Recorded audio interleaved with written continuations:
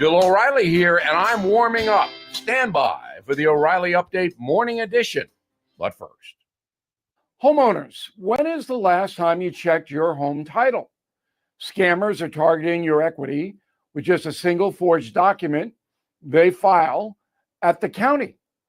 So don't wait until it's too late. Find out if you are already a victim today. Please go to HomeTitleLock.com and use promo code BILL to get a free title history report, plus a free trial of their $1 million triple lock protection. On this Tuesday, you have to give some credit to the anti-Trump movement for creativity. Consistently, it comes up with unprecedented ways to undermine the president, and in the process causes legal mayhem that progressives cheer. When President Biden took office in 2021, he issued a number of executive orders that badly damaged the nation. Yet Republicans did not attempt to undermine executive authority in the courts. But after Donald Trump assumed office for a second time, Democrats did the exact opposite.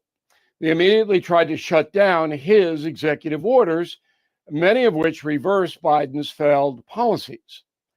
The Dems did this by roaming around the country searching for sympathetic liberal judges, who then issued rulings blocking Trump's vision.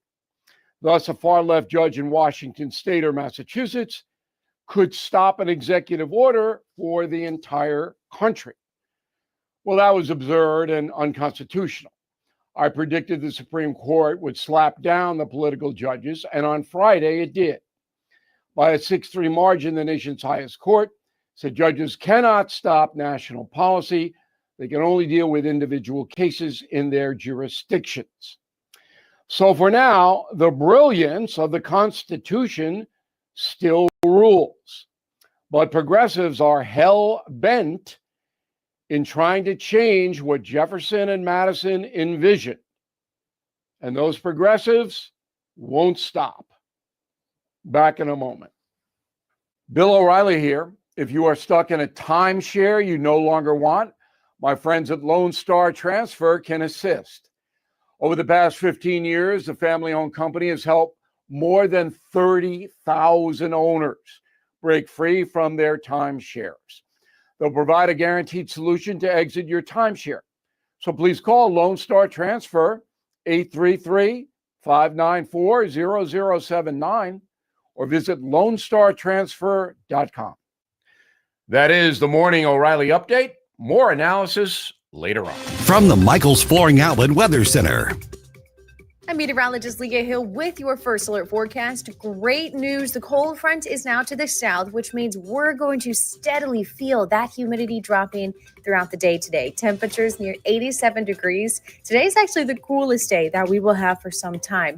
Mostly sunny skies by the afternoon, in the 70s overnight, back in the 90s tomorrow. The humidity begins to creep up by Friday. That's your first alert forecast. I'm meteorologist Leah Hill.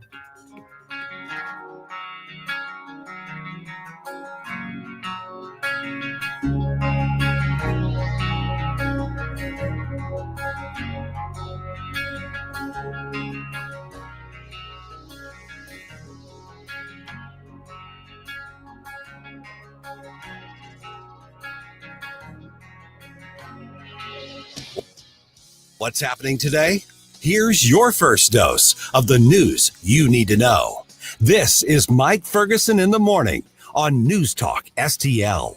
The drama around what used to be called the big, beautiful bill. Now I would call it the former big, beautiful pile of, anyway, let's not get started with that kind of language.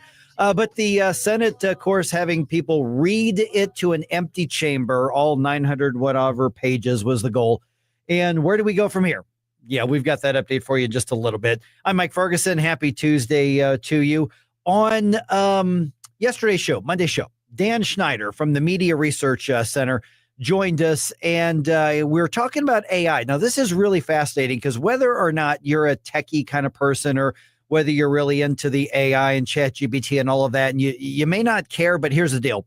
It's going to run things that you use in your life, whether you like it or not. And what we're already finding is that the people who are building it are allowing for or actively building in bias against, well, us and against like President Trump and the Republicans and conservatives. So how do we fight back against that? And what do we need to be aware of? Here's what Dan had to say. With AI, this is one of the things where, okay, the feature is that it collects knowledge, it builds on itself. That's the artificial intelligence part of this.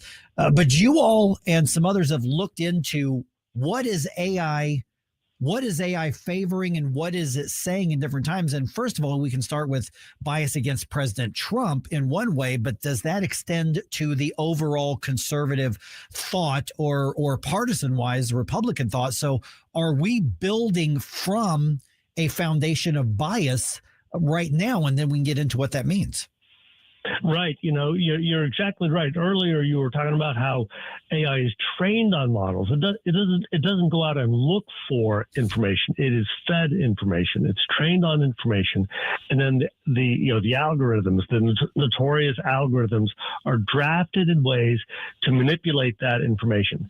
So what's going on? Well, of course, it's the left that is controlling these algorithms, and they are training these algorithms on media of their choice, on content of their choice. And in every case, it is left of center or hard left data that these AI programs are being trained on. From right out of the chute, these AI systems are being designed to harm conservatives, to propel liberals forward. And then the algorithms are being manipulated specifically to exclude more information on the right. So let me give you some examples. Right after the Hamas attacks on October 6th, we went on to Grok's system, the Google AI system. Or October 7th, I think you meant, right? I'm sorry, October 7th. Yeah. And Google's AI system could tell us exactly what the Irish Republican Army is and what the Black Lives Matter is, but it couldn't tell us what Hamas is. It would simply respond, I'm a large language model. I can't tell you what that is. And it could tell us the capitals of every country connected to Israel, surrounding Israel, and any other country on the planet, but it could not tell us what the capital of Jerusalem is. Now, Google has now changed that. So if you run that experiment today, but it's still, Grok,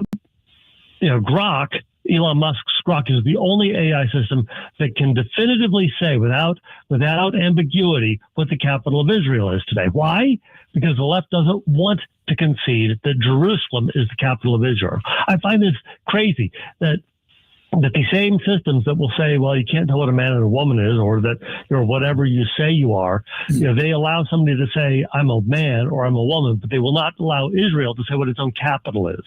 Yeah. So, Dan, is this a matter of reflecting the media that's out there already, or is this a matter of building that up even in addition to what's out there? Because I could see somebody say, well, the media is already captured by the left for the most part. So if there's more coming in from the left than the right, it's gonna win out just by sheer numbers in an algorithm. Or is this intentionally building that in?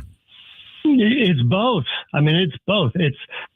I'll call it a collusion because you've got media outlets that have signed contracts, literal contracts with these AI companies, and Wikipedia is involved in it all.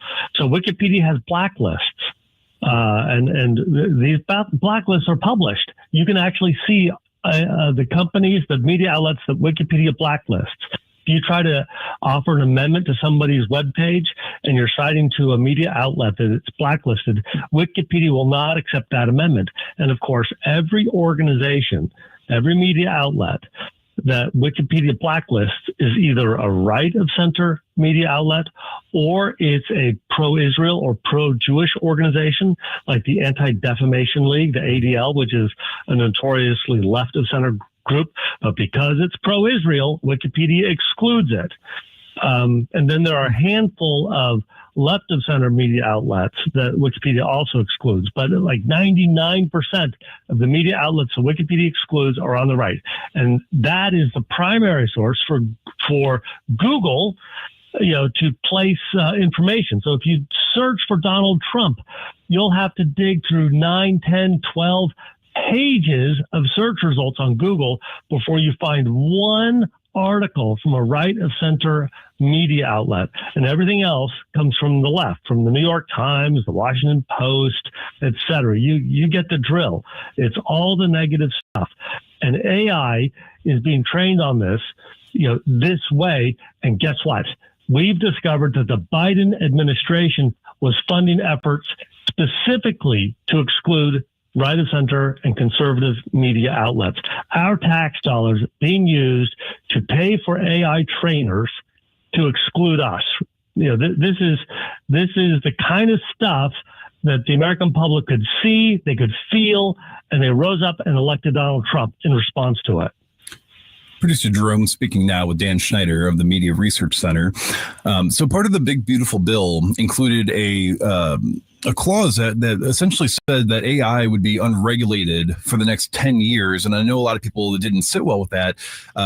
Vice President J.D. Vance said, well, that's to prevent exactly what you're talking about with regulating AI to be biased towards, the right and conservatism in general. But in terms of preventing that, it sounds like some form of safeguard or a gatekeeping to prevent total unregulation might be necessary. Where do you stand on the inclusion of unregulated AI in the big, beautiful bill?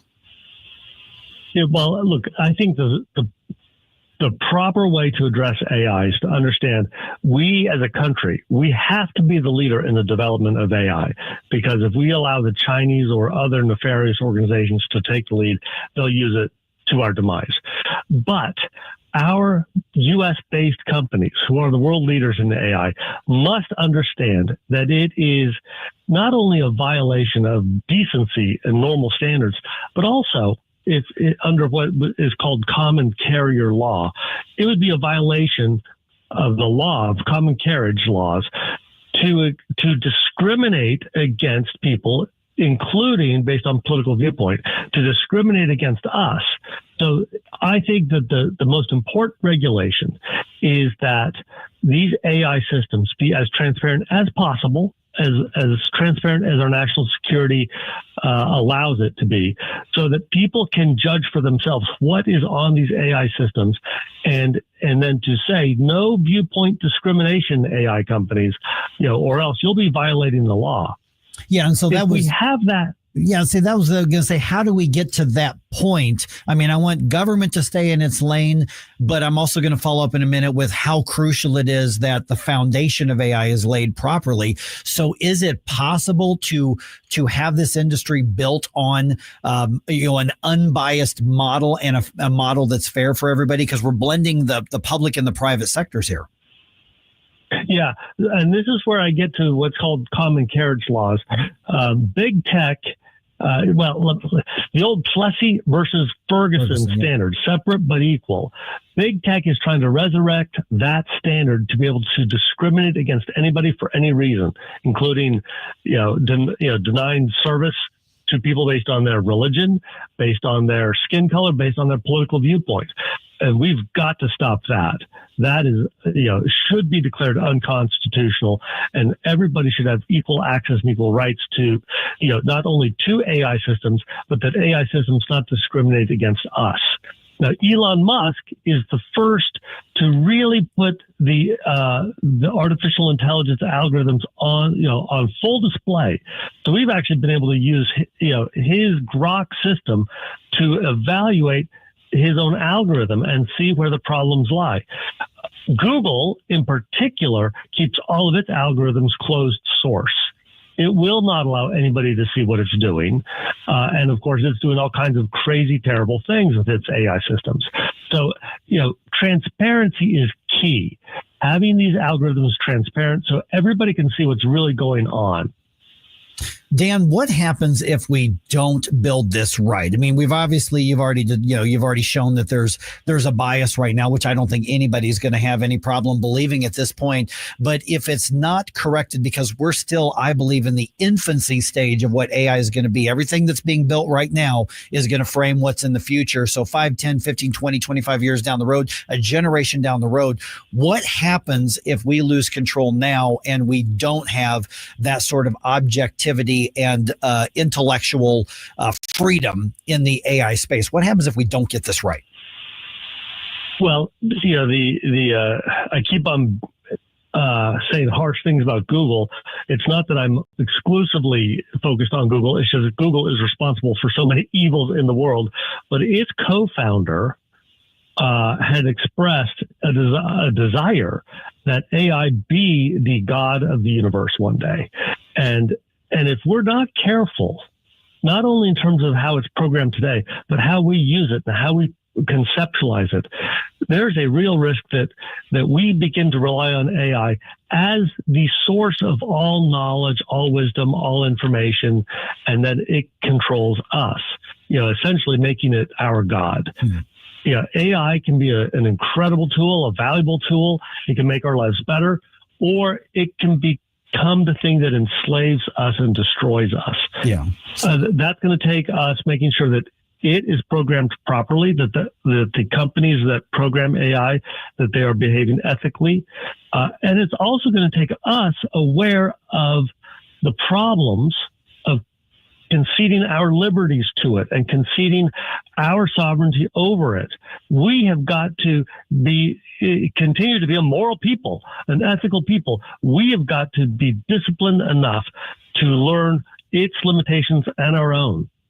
Yeah, so looking at it as the source of information versus a reflection or collection of the information is a massive distinction. I like how you put that, Dan. All right, people want to learn more about what you all are doing and staying on top of this because this is something that it right now is such a crucial stage of the AI development, which is going to affect everything else. What's the way to track what you and your team's doing? So we're at the Media Research Center, MRC. So the best way is just to go to mrc.org. And you can find we've got a few different divisions here, including Free Speech America. I run the Free Speech America side. That's where we handle our AI systems. But it's an important thing that we all have to stay on top of. Just ahead here at the news dump, right around 6:04. How excited are Democrats at the prospect of a J.B. Pritzker presidential campaign? Yeah, maybe about as excited as Republicans are. I've got the actual polling numbers for you. We'll get to that in just a little bit here on 101.9 and 94.1 News Talk STL.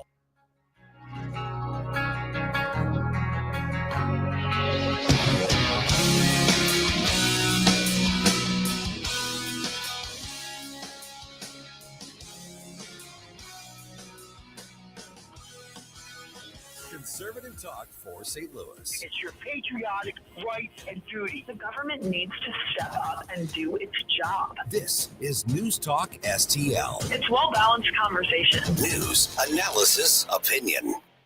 Transform your furry friend at Dapper Dog. Personalized grooming for dogs and cats of all breeds, featuring creative color treatments and luxurious spa services with quick turnaround and one-on-one care. Let your pup play all day in our bark park Monday through Friday. Need overnight boarding? We accept only 10 families at a time for truly personalized care. No extra charges for playtime, medications, or potty breaks, so your pet gets the attention they deserve. In St. Peters and in Troy, or at youdapperdog.com. That's youdapperdog.com. Public schools, like public libraries, should be free and open to all.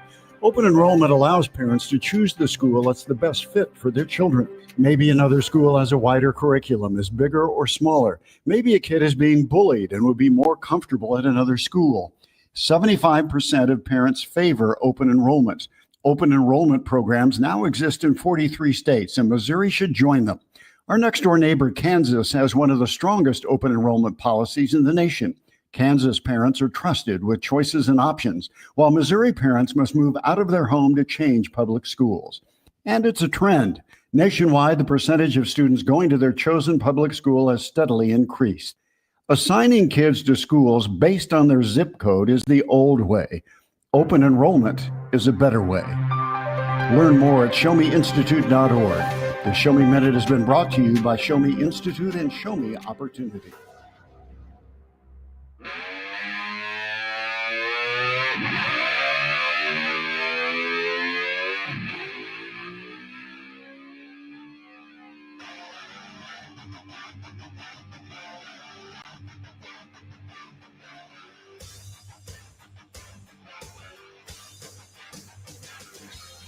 Get up, St. Louis. It's Mike Ferguson in the morning.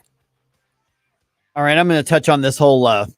I'm so sick of people calling it the big beautiful bill. Even people are like, we need to pass this thing. Let's stop. Can we stop calling it that? The short answer is no, probably not, because that's what Donald Trump declared it, and so that's what everybody calls it. There's now abbreviations, OBBB, one big beautiful bill. I mean, it's just the thing's a mess. Absolutely, couldn't agree more. Yeah. And who's being fiscally responsible? Leaders in Missouri. The governor votes hundreds of millions in spending, but some say that's not enough. We've got details in the news dump at 6:04. Yeah. Okay. So I'll get to this big, beautiful bill thing here in just a minute. But you all, actually, I don't think you've been on since we've talked about polling and stuff like that with candidates and all that sort of thing, campaigns and stuff. I was probably listening, but I probably was part of it. So I think political polling is basically garbage at the moment. But I still can't help myself. I don't know why. I still read the polls. I don't believe them, but I read them. So how is J.B. Pritzker's ambitions looking at the moment? But here's the other thing is there's already a poll out as to who Republicans would be looking to in 2028 as well here. So Emerson College did a preference poll. They did both Republicans and Democrats about who they like for the 2028 presidential campaign. Let's just say J.B. Pritzker has a long way to go according to this. Good. Oh my goodness. So I've got I printed up a copy of it here. Now, don't get me wrong. This is way too early. I don't think this means squat at all. And I think there is pressure on pollsters to do better and be more accurate because they basically become sloppy and push polls more than anything else. And so what's interesting here is when they looked at the Democratic race, we'll go right to J.B. Pritzker. He is 1, 2, 3, 4, 5, 6, 7, 8, 9. He is in 10th place of this list of potential candidates. He's got 2% support in this primary vote that was done. Emerson says it's got a plus or minus of 4.9%, meaning, well, it could be up to 5% either way, which I don't know how they determine that. I mean, I know it's sample size and everything, but that's them saying, well, let's give ourselves a little bit of leeway here. So if he's at 2% and the margin of error is 4.9%, theoretically speaking, he could have 0%. He could have less than 0%, precisely. But here's the thing. Who would you guess the Democrats? Now, first of all, the biggest response was undecided. Almost 1 in 4, but that makes sense this far out. Oh yeah. I wouldn't expect, but of the people who say, oh, I like that person as my favorite candidate right now, who would you think was the top pick of the Democrats? Oh man. I have to say it's either got to be AOC or Gavin Newsom. Okay. So the two that you listed are both in the top 4. Okay. Yeah. So you're on the right track. AOC at 7% was in 4th place. Okay. Gavin Newsom, 3rd place, 12%. Ooh. Number 1, and I'm going to read all this in the news dump period again in a few minutes. Pete Buttigieg. Interesting. That says a lot more about the state of the Democratic Party mindset than it does Pete Buttigieg. Absolutely. Now, if maybe we have these information. Where's Shapiro at? 5th place, right behind Alexandria Ocasio-Cortez. That's actually higher than I thought he would be. Yeah, precisely, because he's Jewish, and we know that there's a huge, that's like part of their mainstay right now is pro-Islamic, basically pro-Hamas, pro-Palestinian, pro-Gaza. And so, yeah, Josh Shapiro, now he's only at 7%, just barely. He's in the 7% range. Ocasio-Cortez is 7, he's at 7, but she's a little apparently ahead of him as well. But both of them are ahead of Bernie Sanders. And then J.B. Pritzker all the way down in 10th place. Good. On this, which I find hysterical. But the funny part is when you look at the racial breakdown, J.B. Pritzker's support among minority voters, basically zero. Black voters, zero. So it's a little bit Hispanic, and then most of his support, if you can call it that, was among white voters as well. But for the Republicans, again, way too early. But who would you guess? And this is far more than undecided. Right now, Republicans, according to this poll, have a clear favorite. So can I give two answers? Sure. Okay. So the answer that I know is probably closest is going to be J.D. Vance. Mm-hmm. The answer that we should be giving that should absolutely be the front runner is Thomas Massie. Okay. Thomas Massie is nowhere on the list. Of course he's not. Right. Because we don't like winning. Yeah. J.D. Vance has almost half of the support, 46%. By far and away the number one. Which I don't hate that. Right. There are some things, but I am very impressed with J.D. Vance, especially how he just absolutely whooped Tim Walz in that debate. Oh, yeah. That was now. Then again, yeah. Anybody in this room could have whooped Tim Walz in that debate. But yeah, he did. He just outclassed him by a long shot. And so, yeah, when you look at the list, which we'll go into a little more depth later on, and the list that they have is, it's the usual typical Republican, names that you would see. I will say this: I think J.D. Vance is beatable by the Democrats. Unfortunately, yes, and I don't think he should be, and especially if Gavin Newsom is that high on the list, I cannot imagine why. But hopefully we'll see a J.D. Vance Massie ticket, because I think that would probably be an unstoppable ticket for the right. Even though I know right now, with what's going on, people are not too thrilled with Massie, but I will defend him to the day I die. I will too. Massie. The reality is, the Massie's right on most of the stuff. Oh, I mean, he just is. But that's not how we judge things, which we'll get into here in a few minutes. Speaking of that, because, for instance, Massie is calling out all the worst parts of this spending bill and this tax bill. And I'm not going to lie.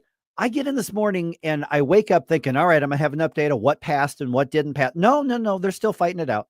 And I do this for a living. I've been doing it for almost 30 years. And you're here like earlier. I'm here early. I'm reading these articles. I'm reading these statements. I'm reading these press releases. And I'm like, I haven't the slightest idea where this stands right now.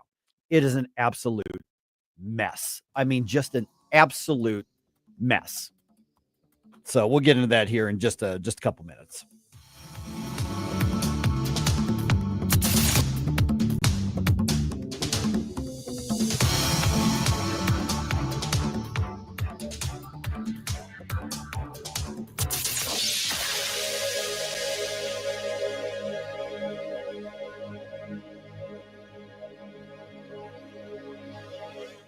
Hey, it's Vic Porcelli here with our great friend Chris Cooper from Serenity Wealth Management. Hi, Chris. How are you, Vic? I don't want to put anybody else down, but when you go up and visit you at Serenity Wealth, your place looks like home. So a lot of financial advisory offices, they have, the big mahogany desk or the big marble entryways and things like that. The stock market channel on the TV when you walk in the door, right? That doesn't really drive a good conversation. Good financial guidance and advice starts with a good conversation. People are nervous. People are afraid to talk about finances, right? And so you can see a little standoffish. Well, my objective is to try to have a good casual conversation. By having those conversations about life, goals, objectives, it's what makes me understand what our financials are supposed to fund. So if somebody does want to have a good conversation, how do they do that? How do they find you? Our website is the best way to do that, because you can get all the information you need to understand where we are, get a little bit more information, all that. SerenityWealthNow.com. Reach out to Chris and Stacy today at SerenityWealthNow.com. Investment advice offered through Fortis Capital Advisors, LLC.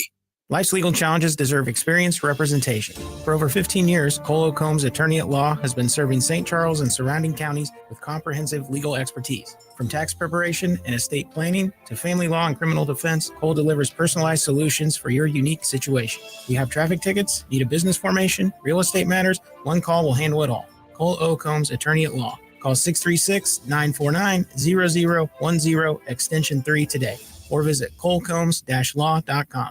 KLGY HD3 Clayton, K270BW Bellefonte, KNBS Bowling Green. This is News Talk STL at 1019, 94.1, and always streaming at NewsTalkSTL.com. News this hour from townhall.com. I'm Rich Thomason.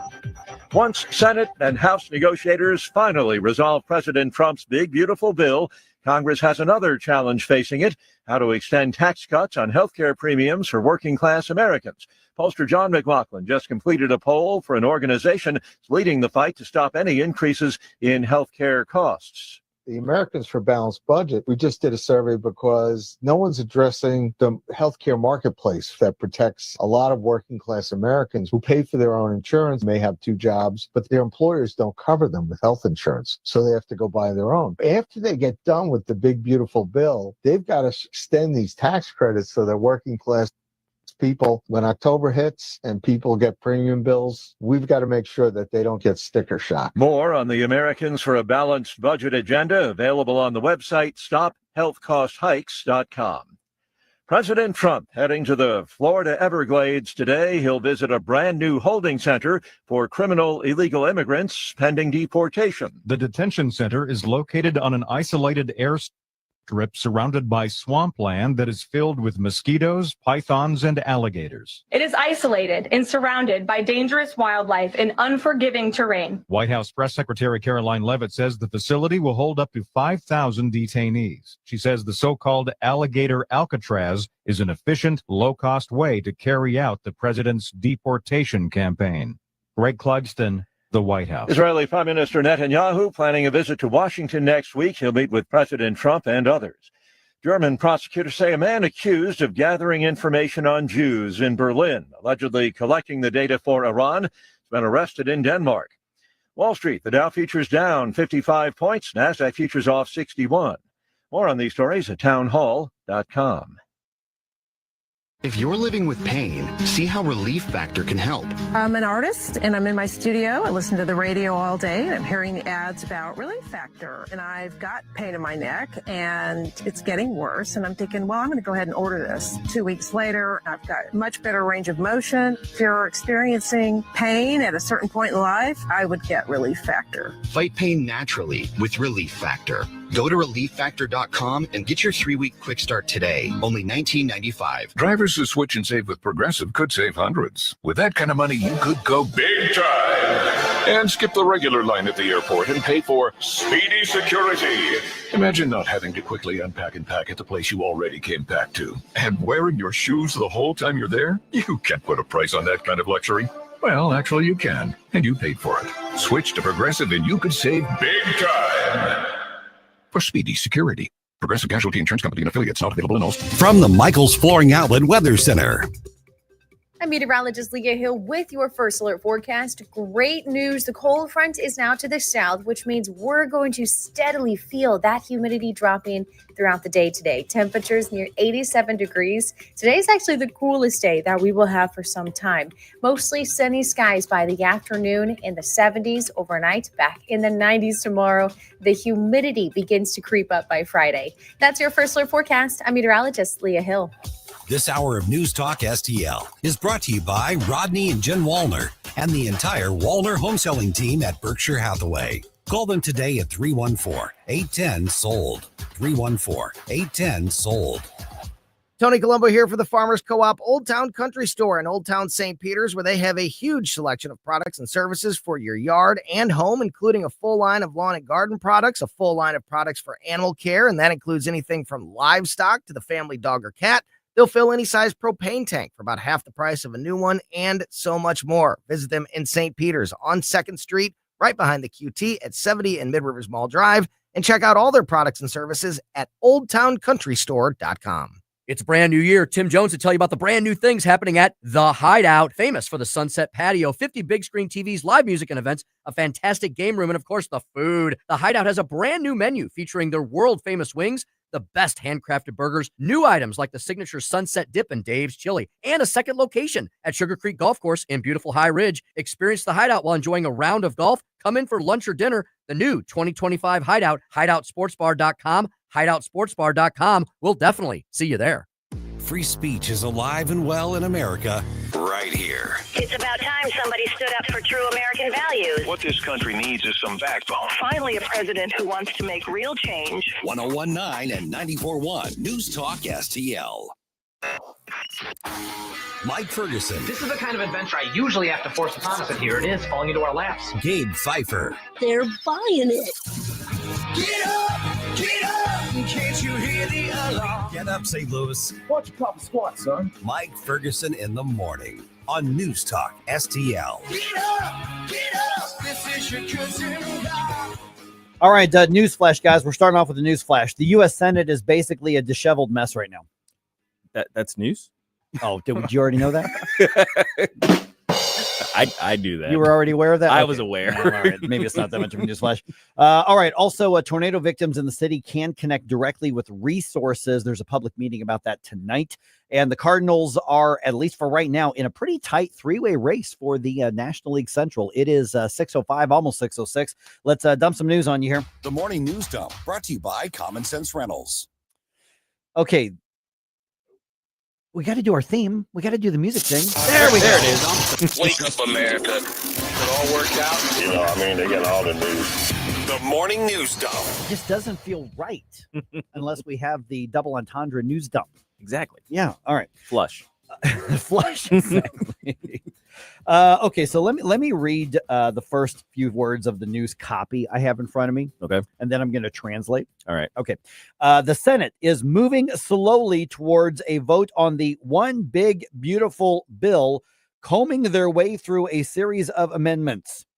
Oh, that's what it says in the news okay. copy. All right. Please provide the translation for those in the back. Chaos ensues. Nobody knows what the hell is happening in Washington, D.C., but they're voting on it and spinning it to the news media. There Fair it is. enough? That's Okay. it. That's All right.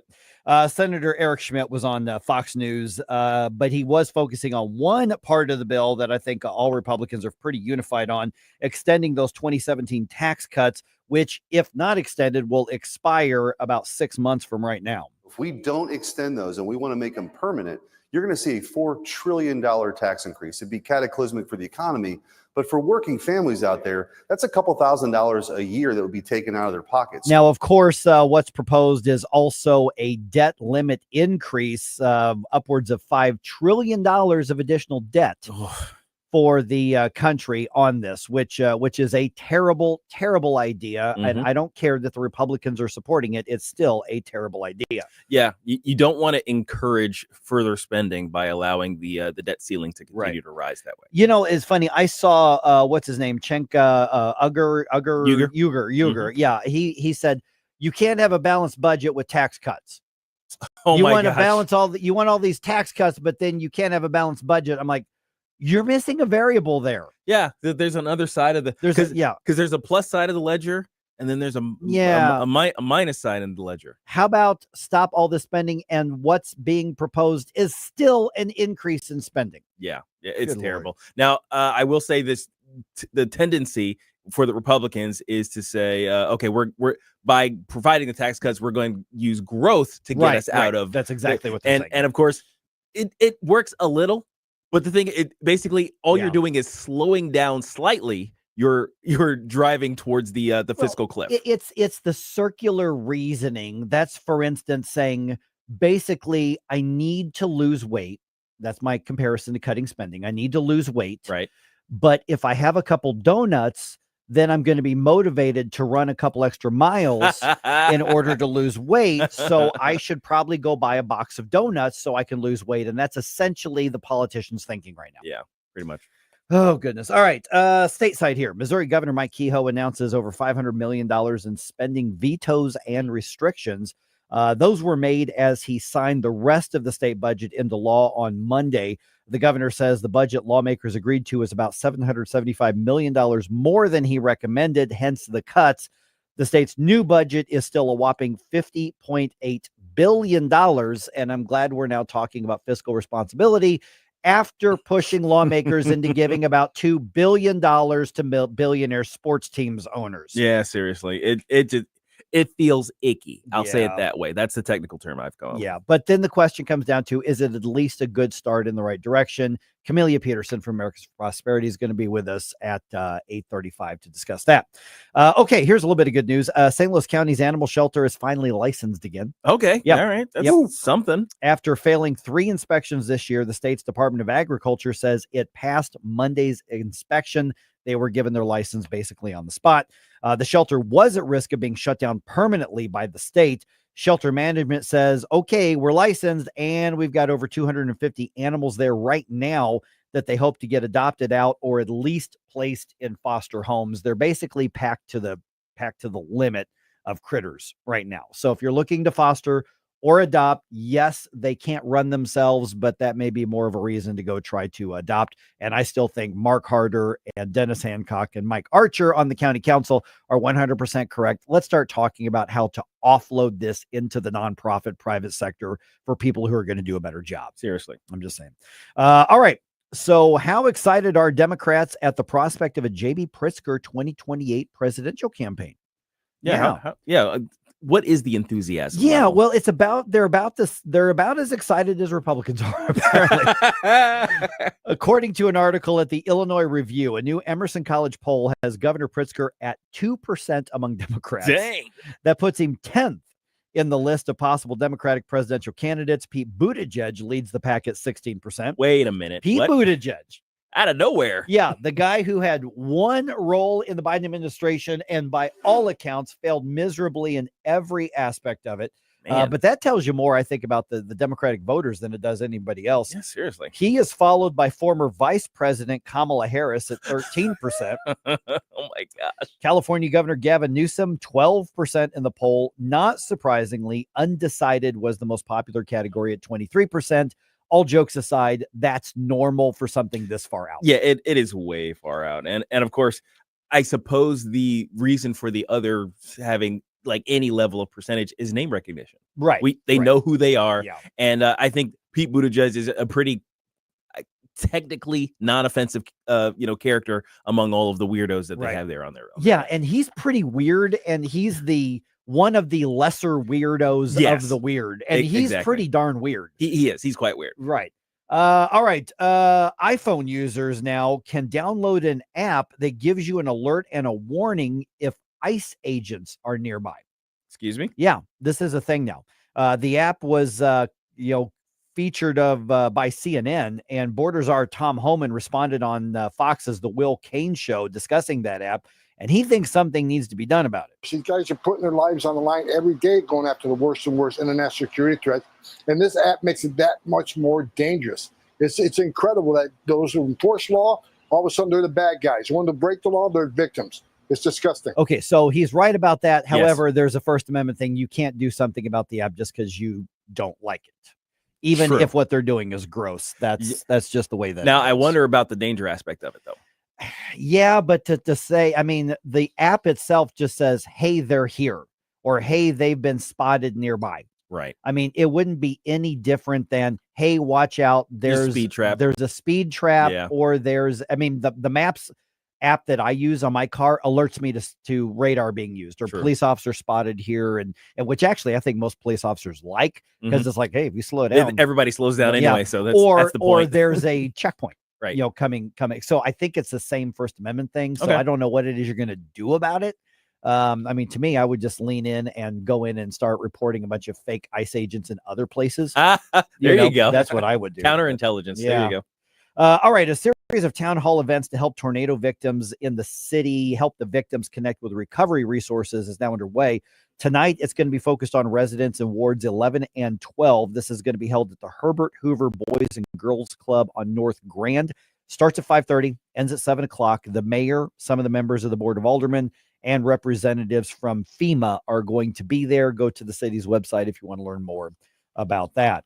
All right. By the way, I've got another meme to send you on this. Okay. So, Florida Republican Attorney General James Uthmeyer was on Fox to defend the new detention center opening up in the Everglades called Alligator Alcatraz. We're becoming the victim of our own success. Our sheriffs up and down the state are making thousands of arrests, which is filling up jail cells. So we're going to need more space. By the way, President Trump is scheduled to visit the facility today when it opens up. I've got another meme to send you on this. Yes, please. Gabe and I have had some fun on the memes. I'll send it to you too, Joel. Oh, yeah. It's very, very funny. All right, so that's happening. All right, the Cardinals win streak ended on Monday. They lost to the Pirates 7-0 in Pittsburgh. Same two teams play this afternoon at 5:40 as usual. FanDuel has the game. Redbirds are now in third place in the division, but here's the thing. They are only 3 games behind the first place Cubs. This is settling in to be a pretty tight Central Division race. This is going to be fun. It is no more. And all the ones depart, no destination. Making cold my to fight your war. Stop. Mike Ferguson in the morning. I have smelled alcohol on your breath. Anything else? No. No. No. Besides my meds. On News Talk STL.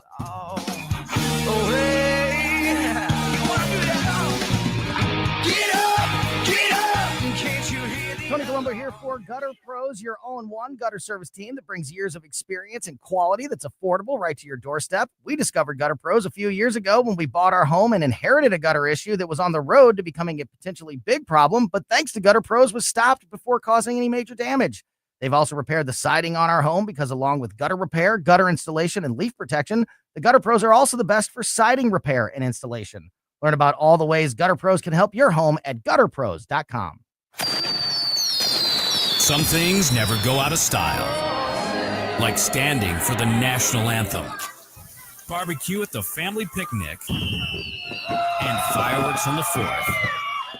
This Friday, 4th of July. let's celebrate our freedoms. God bless America. From your local American favorites, Ruthie's Family Restaurant, Gerald Home Center, Blue Sky Apparel and Promotions, and News Talk STL.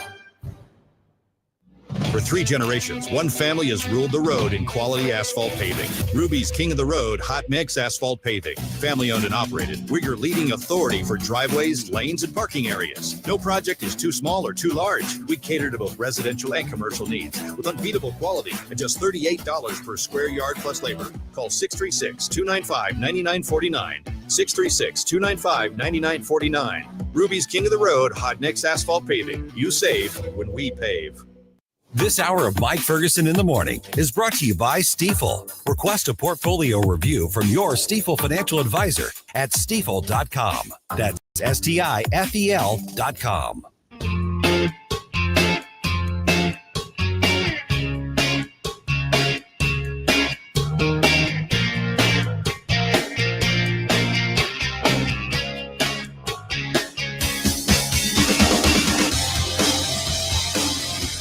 Good morning, St. Louis. Hey, it's Vince from The Vince Show right here on News Talk STL every weeknight at 8.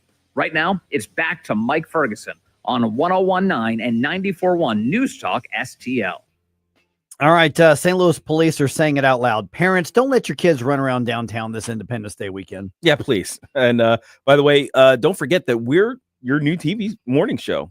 Before you listen in your car, you can put us on your smart TV using any one of our streaming platforms. And I mean, look, I didn't do all of this just for it to languish in radio. So make us your TV morning show and share with us before you head out.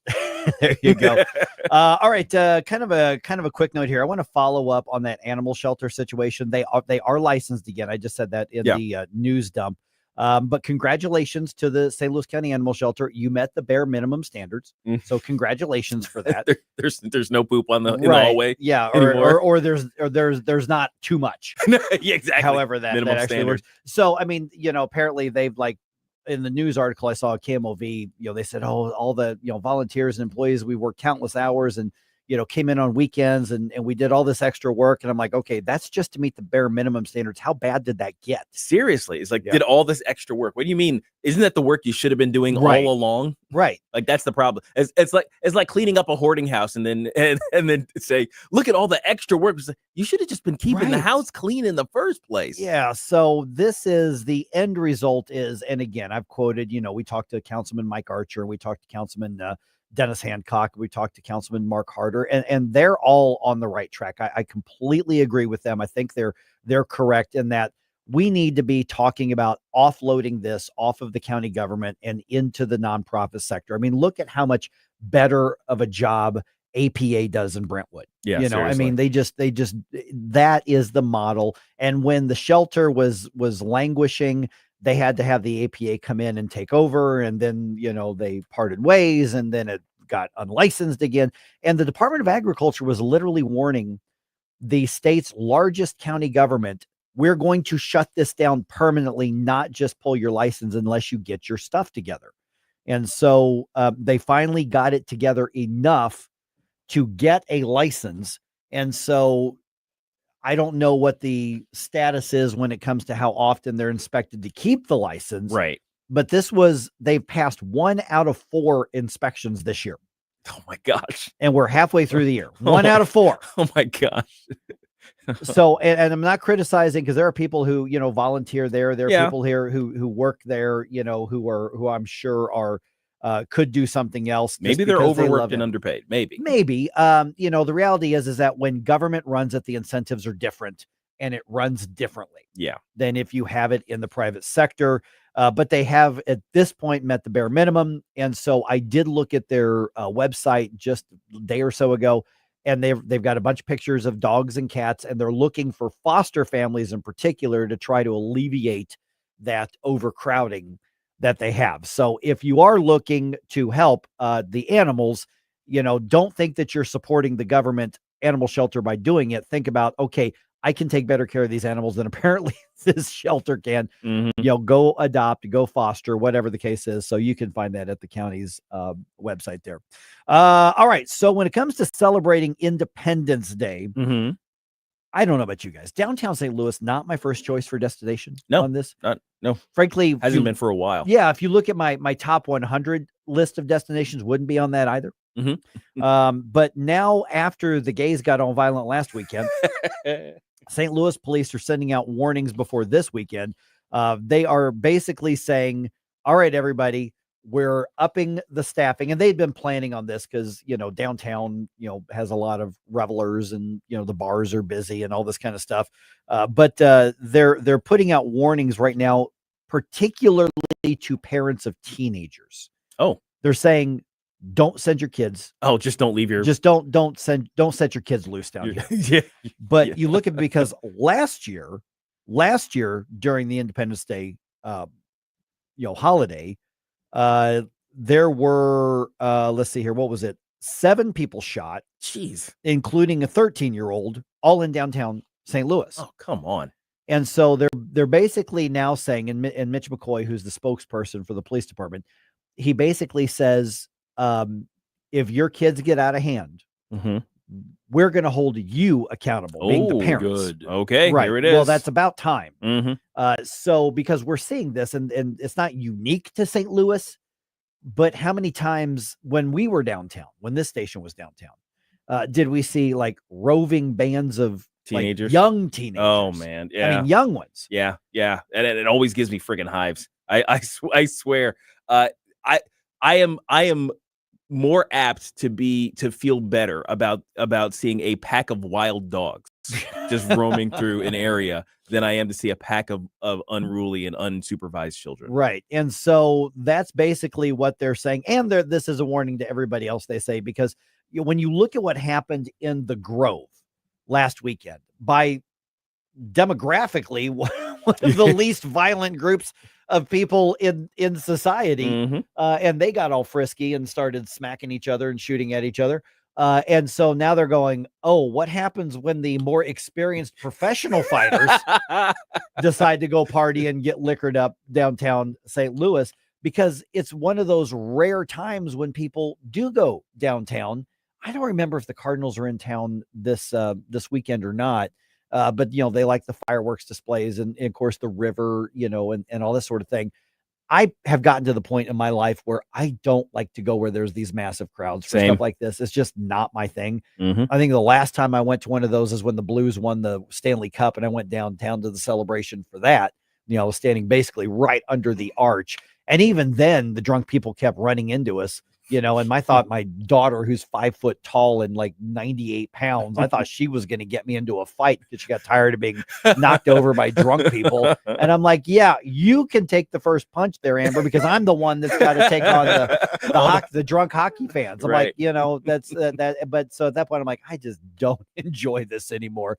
The downtown is the reading between the lines. What I kind of heard everybody say is, would you please just stay in your backyard and barbecue? Don't come here. Well, and that's the thing. So in my hometown, we could not have any sort of like public festivals. We couldn't have any public scrimmages between the high schools. We couldn't have any real like community building events because people that had online beefs or that they had, whatever, they were showing up looking for each other and then they would start shooting at each other in crowded. It's like, I know it's inconsiderate to shoot somebody, but to do it in a crowded place around a bunch of people that have nothing to do with your little insignificant squabbles, like it's even worse. Do it at 3 in the morning.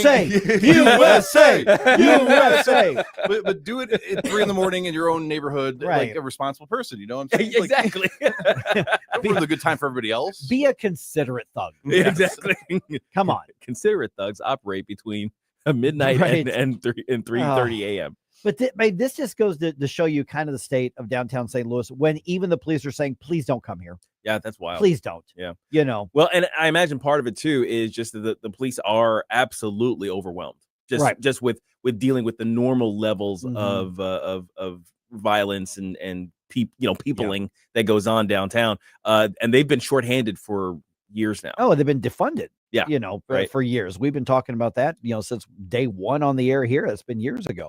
I can't remember how many times we were informed that there were 2 patrol officers for basically the entirety of downtown. Yeah. In some of the worst periods of time at night. So I couldn't imagine what it'd be like trying to cover the city if there were massive crowds moving through various areas of the downtown area. And then you look at last weekend, for instance, all of the organized pride stuff. They had their permits. They had the streets. They did it the way you're supposed to do it. Then you get into the Grove, where the gayest part of St. Louis, I mean, by design, that's their area. No permits, no nothing. They were overwhelmed by the numbers. And the police later said, listen, even if they had a permit, that was more people than we would have permitted them for any sort of actual standing event. Jeez. I obviously wasn't there. But apparently it was just crazy. And then obviously the fights broke out all over the place and 6 people ended up being arrested. 2 people shot, a couple of police officers were hurt. We thought it was just one. Turns out there was more than one. None of the injuries are serious, but that is in like the least normally what you would think of as the least stereotypically violent area. Although, I got some notes from people saying, actually, I've been hearing the Grove can be a little rough at times. Really? Yeah. Depends on where you are, I guess, in the Grove. The Grove's developing its own hood. Well, it kind of is, which is interesting because you kind of go from the, artistic, all the rainbow flags, modern stuff. And then all of a sudden you've got abandoned houses there as you're heading towards, I guess that would be Kings Highway.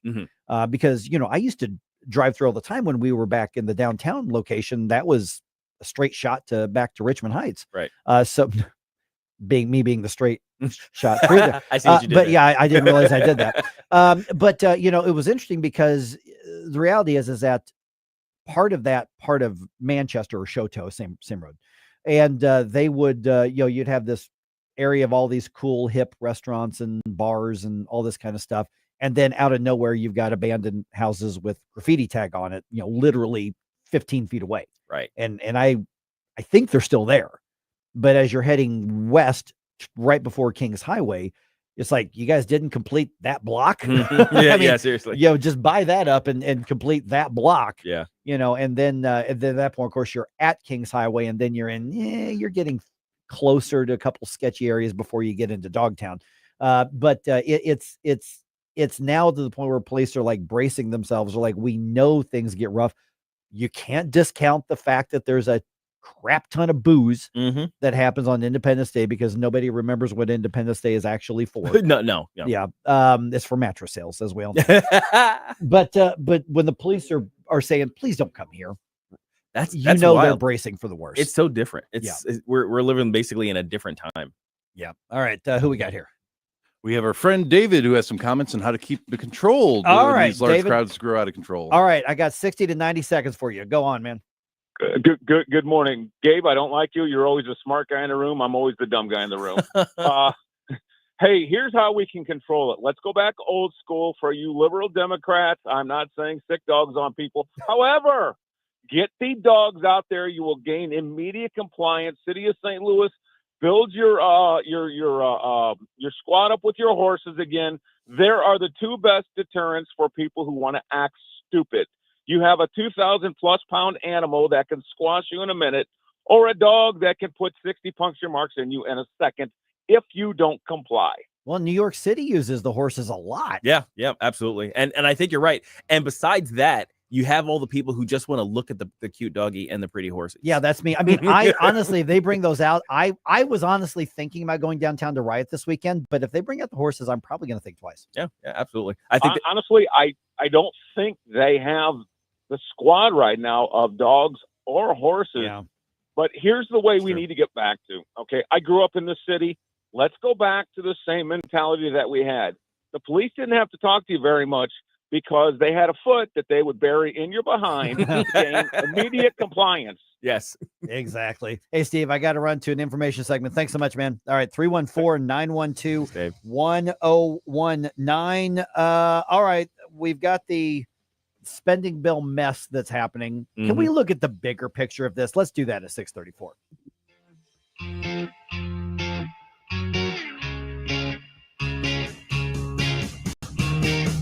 Vic for Vets honoree of the day. Monday, we honored Matthew Hickson, who served in the Revolutionary War from 1775 to 1778. We will honor one veteran a week starting this Wednesday on Vic for Vets. The Vic Porcelli Show, weekdays 9 to noon on News Talk STL. From the Michaels Flooring Outlet Weather Center.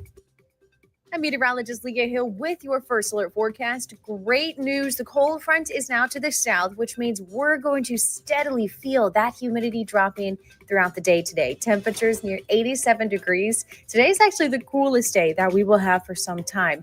Mostly sunny skies by the afternoon, in the 70s overnight, back in the 90s tomorrow. The humidity begins to creep up by Friday. That's your first alert forecast. I'm meteorologist Leah Hill. Jamie Allman here. Tossing and turning over retirement worries. You're not alone. 3 out of 4 Americans share your concern about having enough saved. But here's the thing. A comfortable retirement isn't out of reach, even if you're planning for 30 or 40 years ahead. Every day, Jeff Portman from the Gemini Wealth Group helps people avoid the critical mistakes that can derail their retirement. Build your path to financial confidence. Visit GeminiWealthGroup.com or call Jeff directly at 314-888-0123. Securities and advisory services offered through LPL Financial, a registered investment advisor. Member FINRA SIPC.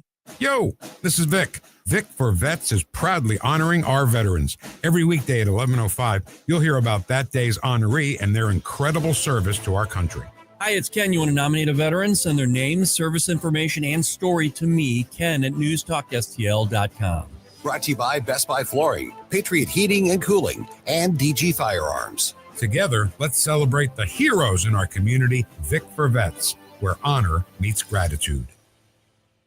I'm Dr. TJ, owner of the Institute of Natural Health, co-owner of Optimal Nutraceuticals, and the host of Wellness One. Wellness One is designed to cut through the nonsense and provide you common sense science-based information regarding health and wellness. On the show, we discuss topics like thyroid health, gut health, hormone optimization, and many others. Our show airs Saturdays at 10 a.m. and 2 p.m. and Sundays at 11 a.m. and 3 p.m. right here on Newstalk STL. And you can visit us at INHSTL.com. That's INHSTL.com. Here's my problem. Completely agree with your sentiments. He talks about we're divided. Well, yeah, we are. And we need to wake up as a country and realize what's going on. 1019 and 94.1. Number one for conservative talk. News Talk STL. And I'm already gone.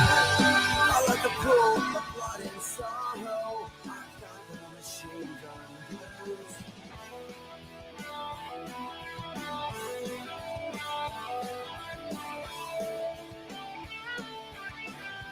Good morning, Missouri. It's your boy, Joe Pags. I'll talk to you tonight at 10. But right now, let's get back to Mike Ferguson in the morning.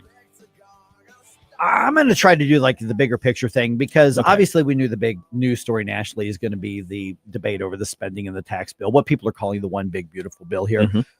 But I'm going to ask this big question here. Is this really how we should be governing in the world's leading nation. Let's start there in a minute. Yeah, and your answer to that question, if you want to get it out in front of the most people that you can think of, both the like-minded and maybe the not so like-minded, our social media is one of those great ways to do that. And when you hit all the buttons, the repost, the likes, the shares, and all of those things, it actually affects the algorithm. It really does. We've talked about how you can affect politics by making a phone call and how that counts. Some multiple. As a larger amount of people to that politician. Well, it works similarly with the algorithm. Your actions count as a multiple. So amplify your own voice, amplify our voices, and the various positions we all take to the rest of the world, and join us in that conversation. Yeah. So if you're watching on streaming on Facebook, hit the like, hit the share. If you're watching on Rumble, hit the thumbs up thing, or on X or then hit the I think you still call it retweet. Retweet, yep. It makes a big difference. Share it to your friends and your followers. Yep, exactly. All right. So the big picture is Congress is just a mess right now. Okay, the federal government's kind of a mess right now. Yes. I mean, other than the Supreme Court, and I'm not saying I agree with all of their decisions, but at least they're orderly and we know what to expect in the process, and they're not a mess right now. They're operating as usual. Yeah, they may get it right, they may get it wrong, but they're operating. So I kind of want to do the bigger picture. I was telling Jerome before the show, Gabe, I said, I do this for a living. I've been doing it almost 30 years between journalism and this. I know how to get caught up on what's happening because I knew waking up, I was expecting to see all these stories about one big, beautiful bill passes. Here are the changes that were, and then what I woke up to is an all-night vote-a-rama with everybody throwing chaotic amendments in here. Vote-a-rama. Yeah, that's what they were calling it. And so it hasn't passed. Nope. But there have been some things, like, for instance, the amendment to ban illegal aliens from accessing Medicaid services. Right. That failed. Which is crazy. A Republican majority. Makes no sense And whatsoever. it failed. And so in both chambers. Yeah. And so we've got this absolute mess. And to some degree, the founders wanted conflict. Yes. In Congress. But they didn't want dysfunction. And that's where we're at right now. We are well into dysfunction. So it's a matter of, okay, there's the issue itself, the spending bill, and the good and the bad and the ugly of it.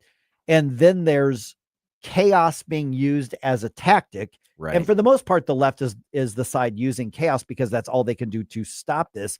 Although enough Republicans now are saying, this is so much of a mess, I can no longer support parts of it or all of it.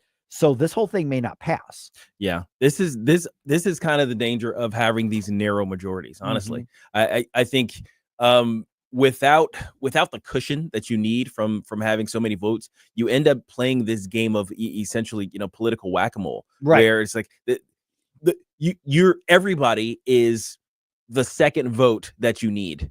Right. Right. So then you have to appeal to everybody. It's like, okay, how about I give you this? And what about this? And they're thinking, oh, I could add in this amendments. And and what about my constituency? I can bring home some bacon. And what about this ideological thing I've got going on? So then but a lot of it's just monkey wrench is being thrown into the, I mean, it's more to just derail things than anything else. Well, yeah, I mean, for certain ones, I mean, just for the majority party, though, all of them they're jockeying for whatever the heck they want. Right. And it's not always a conservative thing. And that's another aspect of it. As many times as you can get a majority, there's going to be a certain percentage you can count as not voting with your majority. Right. And that's what I mean with this narrow margin. Now you have to appeal to those weirdos on the fringe, basically, of your own party. And when they're throwing all these extra things in, all right, vote on this. Here's an amendment. Nobody has time to read any of this. Oh, no. There is not a single member, including the majority leader, who's going to be able to honestly say, I read and understood and question people on all of this. That's when the special interest, that's when the bureaucratic activists, that's when the deep state, that's when the administrative state works in their garbage. Yes. And this is ripe for that to happen right now. I would go as far as to say that's probably happening right now. Absolutely. Yeah. And you can tell which lobbies are the most powerful because of the amendments that come up and then get struck down too. Because I'm hearing, and again, this is only, what few things, the details that are coming out about the bill, that we're kind of getting betrayed on those few Second Amendment things that we wanted in there. Oh, Eric Burleson is angry. Yeah. Look at his social media. He is ticked off in a big way. But here's another part of this is that the Republicans are feeling this pressure because of the July 4th deadline. Okay, that's not a legally binding deadline. That is an arbitrary date that the president said, and he made a demand. I want it by here. And so the Republicans in Congress are scrambling and they're like, we got to get something done. No, you don't. Right. Listen, if good governance means, Mr. President, we're not going to be able to do this right by July 4th. We're going to go home, decompress, and negotiate something better. We're going to come back in another week or two with something else. There's no legally binding anything with July 4th. Just because the president said so doesn't mean it has to be done by this date. Everybody, including the president, should go, all right, Time out. this is chaos. Yeah, time out, children. That's what the president should be doing, is time out, kids. Yes. All right, let's hold it. Let's do this right and go through and say, what are the things that have to be done? The tax cuts have to be extended. Yes. Period. That's the actual deadline, by the Right. way, is when those tax cuts expire. Yeah. That's the real deadline. Right. And, I'm looking at national news right now saying July 4th deadline looms. It doesn't. No, that's not a real deadline. Don't fall into that. It's an arbitrary symbolic date. And that gives both the Republicans and the Democrats the excuse to go, well, we were pushing through and it was a rush. We did what we There's no could. way we could, No, take a deep breath, step back out and say, we are the legislative body of the world's leading nation.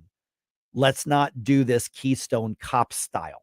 I mean, let's not have a process that looks like Charlie Chaplin wrote it. It would be a really good moment of leadership if Trump came forward and said, I'm glad to see all of you trying to hit my July 4th date. I put it out there to provide an impetus for you guys to do the work, but it looks like you guys are like basically being the adult in the room. It's like, it looks like you guys are having trouble.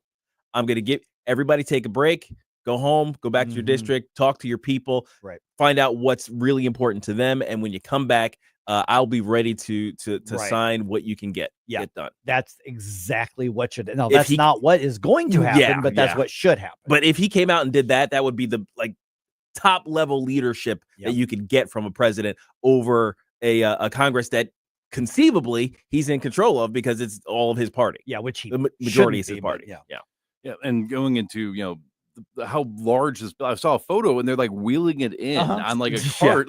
Why is something that large being so far rushed out there? And then you have voices such as, again, I'm going to say it. Thomas Massey and Elon Musk and Rand Paul are all sitting there and saying, we've read this. We took the time to read this. There are so many things in here that go contrary to what you voted for President Trump for, that are not good for Americans and not good for us. And those are the things that are being left in right now. And it's almost like if you speak out against this or you support them for speaking out against it, you're seen as a traitor now. Right, which is ridiculous. And that is not a good way to maintain a healthy republic. Now, here's the thing. Like, for instance, we've had Bob Onder on him. He's on regularly once a week with us to give us that update from Washington, D.C. And he's made it very clear that he thinks there's a lot of garbage in this bill. And he's made the argument basically not passing it is worse than passing it with the garbage. I don't like this stuff, but that's the choice I'm being given. Right. I respect that argument. It's an argument. I really do. I respect it. I don't know if I were in Congress, if I would vote that way, but he acknowledges saying that there are lots of this and the way the sausage is being made is awful. And I don't like it. However, this, and this have to get done. And I'm willing to accept some garbage to go along with the stuff that has to get in it. Listen, that is an intellectually consistent, that is an intellectually authentic argument. And defensible. It's absolutely defensible. Thomas Massey and Senator Rand Paul, Thomas Massey, obviously having been in the House already, or voted on it in the House already, voted against it. They're basically saying we can do better. There's too much junk in here. There's too much. We can still do the good stuff, but we can do better. And then another defensible argument. And the one that I am more sympathetic to, the attacks on Massey, and now, the argument that we're going to primary Massey because he didn't, absolutely stupid. Yeah. Egregious. Stupid. To the hilt. You've got the most consistent fiscal conservative in the House. Fiscally conservative alongside. I would put Eric Burleson up close to there.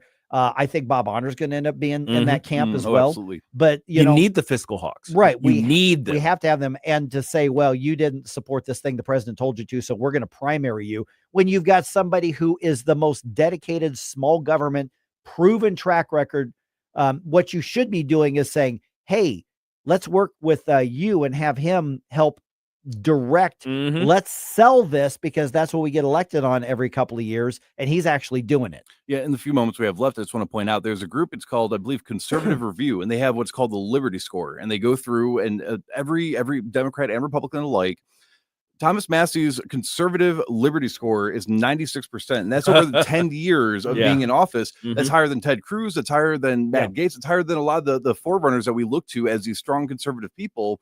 There are only 2 people I could find that actually had a higher score, and that's because they've only been in office for about a year or 2 now. Right. So we are going to literally turn on one of the strongest conservative actual voices that we have, one of the strongest congressmen that we have out there.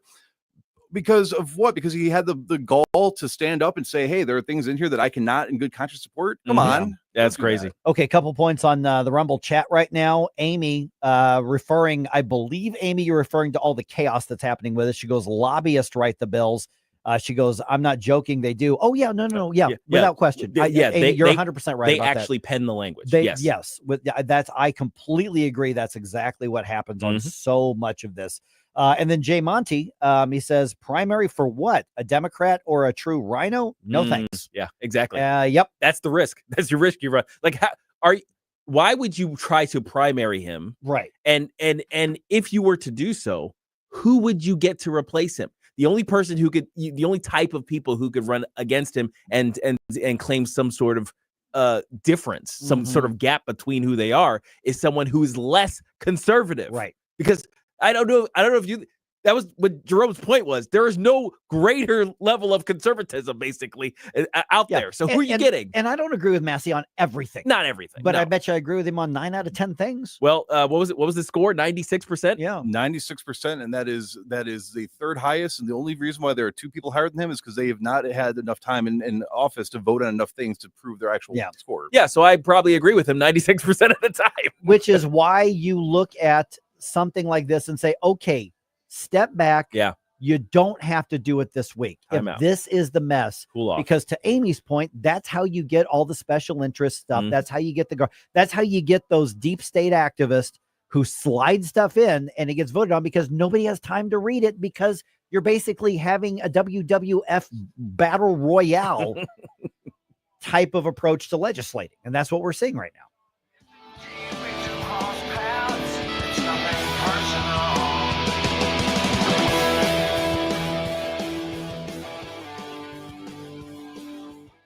Ferguson in the morning. My opinion is it's weird. On News Talk STL. This app is absolutely fantastic. Yes, I listen on my phone. If you have a phone, you have a radio. It is awesome. Download the all-new News Talk STL app and listen anytime, anywhere. Well, it is definitely summer here in the heartland. Time to call Hanson's Tree Service for all of your commercial and residential tree care. Tim Jones here for Hanson's Tree Service. Let them come out to your homestead or your business today. Take care of everything regarding the exterior of your home. Grinding and land clearing, all residential and commercial tree services. They've got fantastic organic mulch in bulk, plant health care as well. Give them a call, 636-379-1830, 24/7. They're always available at hansonstree.com. That's hansonstree.com.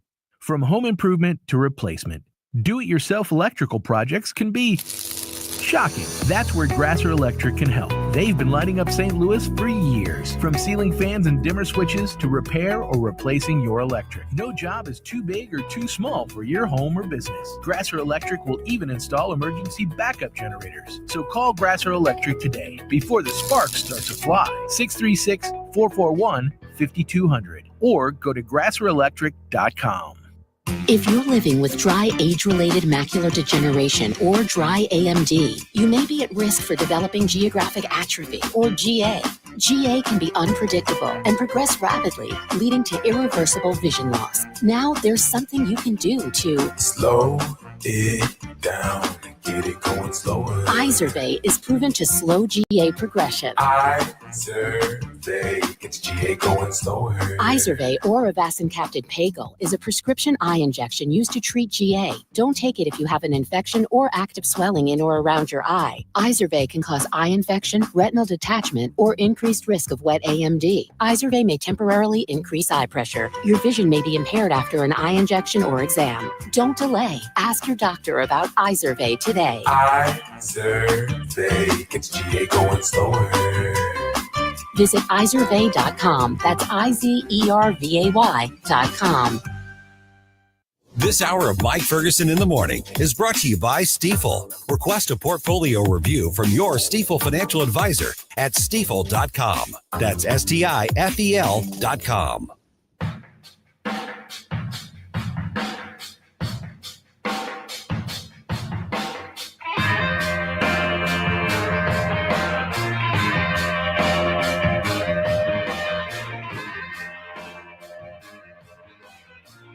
Hi, it's Randy Tobler here. Pour a big cup of coffee and catch my show every Saturday morning from 6 to 9. Right now, it's back to Mike Ferguson in the Morning here on News Talk STL. All right, are things as bad as we think it is, or is there a method to the madness? We're going to talk to Chris Arps about that at 7:05. Chris. Yeah, tornado victims in the city are going to be able to connect directly with resources. That's at a public meeting tonight. And the Cardinals had a rough night, but overall, they're actually in pretty good shape in the division. 650 right now. Let's dump some news on you here. The Morning News Dump. Are you joking? Is this a joke? Listen, folks, the Morning News Dump. Okay, amid all of the chaos of the so-called big, beautiful bill, remains one of the key goals, and that is extending those tax cuts from the first Trump administration. Senator Eric Schmidt was talking about that on, what was he on? Oh, Jesse Waters' Primetime on Fox. If we don't extend those and we want to make them permanent, you're going to see a $4 trillion tax increase. It'd be cataclysmic for the economy, but for working families out there, that's a couple $1,000s a year that would be taken out of their pockets. Okay, so if the Republicans fail on this one, I don't care what other amendments or whatever tactics the Democrats do, or the even some of the Republicans do, if they fail on this, oh gosh, they're going to have a tough time making a case to be reelected to the majority in 2026. You're cooked. Yeah, if you let those tax and cuts I'm not so expire. sure they shouldn't be. Oh gosh, no. Yeah, everybody should go. You guys got the majority in the Senate. You guys got the majority in the House. I get Democrats are being stubborn little children in Congress. I get it. You guys have the majority. You should be able to push this through, especially since you're saying, you know what, reconciliation bill, we just need the 51 votes. You guys put yourself in this position. Yeah. It's put up or shut up time for the Republicans. You're in charge. Yeah. Act like it. All right. Missouri Governor Mike Kehoe announces over $500 million in spending vetoes and restrictions. Those were made as he signed the rest of the state budget into law on Monday. The governor says the budget lawmakers agreed to is about $775 million more than he recommended, hence the cuts. The state's new budget is still a whopping $50.8 billion. And remember, that's separate from that corporate welfare bill with the other bonds that are going to the billionaire sports owners in Kansas City. Mm-hmm. So on one hand, I do appreciate the hundreds of millions of dollars in vetoes and spending cuts, but let's have a broader discussion about what actually counts as fiscal responsibility in the state of Missouri. It's a little closer to home here. St. Louis County's animal shelter finally licensed again. After failing 3 inspections this year, the state's Department of Agriculture says it passed Monday's inspection. The shelter was at risk of being shut down permanently by the state. Shelter management says they right now have over 250 animals there, and they hope to get adopted out or at least placed in foster homes because they're very crowded right now, Gabe. Yeah, and they need to figure out what the heck's going on over there. I would like them to just privatize it. Yeah, that's the best way. I mean, that's the best thing for the animals. I mean, that's not just me like, get rid of some government. I mean, I'm always got that mindset, but what's the best thing to accomplish the mission? Right. And I think the nonprofit private sector can simply do it better than what we've seen in St. Louis County. It's kind of been proven. Yeah. All right. Democrats were asked about who they want to be the 2028 presidential nominee. And the answers are hilarious. The answers are fascinating. So according to an article at the Illinois Review, a new Emerson College poll found Governor J.B. Pritzker in 10th place at 2% support. Now, you guys know what I think of polling. I just think this is fascinating. Yeah, of course. Yeah. So, like I said, 10th place among the list of possible Democratic presidential candidates. Waddling in at 10th place. That's right. Pete Buttigieg leads the pack at 16%. I think that says more about Democratic voters than it does Pete Buttigieg. He is brisk speed walk. Yeah. Pete Buttigieg. You can see him speed walking too. Oh yeah, Imagine totally. Yeah, on his granny bicycle. Yeah. He's closely followed by former Vice President Kamala Harris at 13%, California Governor Gavin Newsom 12% of the vote. Now, not surprisingly, undecided was the most popular category at 23%. Republicans were polled as well. Oh, by far and away, they have a favorite so far with almost half the vote in the poll, 46%. You want to guess who that is? 46% of Republicans 46% of the want we're asking which Republican? Which Republican? They also to lead. polled. There's a separate Republican. Oh, okay. I would think J.D. Vance. That's correct. Yep. I would have said Mitch McConnell. Oh no, no, and you would have been wrong about that. No, J.D. Vance at 46%. A far distant second is Marco Rubio, which is funny because MAGA hated Marco Rubio up until the time he joined the administration. Yeah, and then right behind that's Ron DeSantis. Marco Rubio's only got a 71% Liberty score. Just saying. Oh yeah. Yep. All right. This is interesting. iPhone users can find an app that will alert you if ICE agents are reported nearby. Yeah. I do not like that this exists. Yeah. But I understand the argument that it should be allowed to exist. Right. Exactly. There's a lot of dumb stuff and gross stuff that is allowed to exist. The app was featured by CNN, which is probably CNN's way of saying, everybody download this, please. Yeah, they're advertising it. Borders Are Tom Homan was on the Will Cain show on Fox discussing the app. He says something needs to be done about it. These guys are putting their lives on the line every day, going after the worst and worst internet security threats. And this app makes it that much more dangerous. It's incredible that those who enforce law, all of a sudden they're the bad guys. The ones who break the law, they're victims. It's disgusting. He's not wrong about that. Right. He's right about that. Absolutely true. But still, it's legally speaking and constitutionally speaking, my guess is it would be looked at the same as an app that would alert you to a DUI checkpoint. Now, of course, the difference being that instead of just avoiding the area, you would be drawing individuals willing to fight into that area. Right. And that's Homan's point, is that this absolutely does make it more dangerous for them to just execute their job. So in which case, I love your idea of basically feeding false information into the system. It's like, hey, where's ICE? Oh, they're over there. They're over there on 2nd Street. Go get them. Yeah, they're at the Quickie Tasty Freeze thing. Go. So absolutely, that I guess that needs to be added to the part of the standard operating procedure of an ICE raid is to deliver a false flag to your app. Listen, I'm not gonna lie, I like it when my maps alerts me to radar bait, even though I'm king of the cruise control. I don't, but I like knowing that. Sure. And if there were an app that tells me where a DUI checkpoint is, even though I don't drink and drive, it's just going to impede your progress. It's a hassle to me, and I think they're unconstitutional, and I'll drive around them. I'm just saying. All right, a series of town hall events to help tornado victims in the city is underway right now.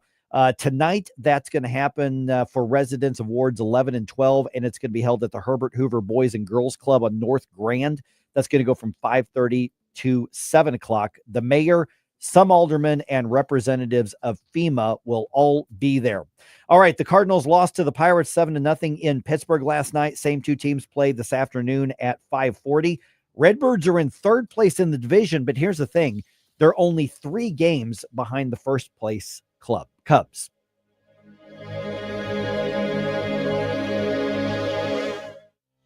This is Mark Harder with RE/MAX Results, the #1 RE/MAX franchise in the region. As a licensed real estate broker with RE/MAX Results for over 20 years, I've seen the ups and downs of many real estate markets, including the one we're in right now. With the spring market in full swing, now is the time to leap into the buying or selling of your home. Someday is not a day. Today is the day to make your move. Call me at 314-852-8933 or email me at markhardersells@gmail.com. The Herzog Tomorrow Foundation provides private school tuition scholarships through Missouri's new Most Scholars program to cover the cost of accessible, high-quality schooling.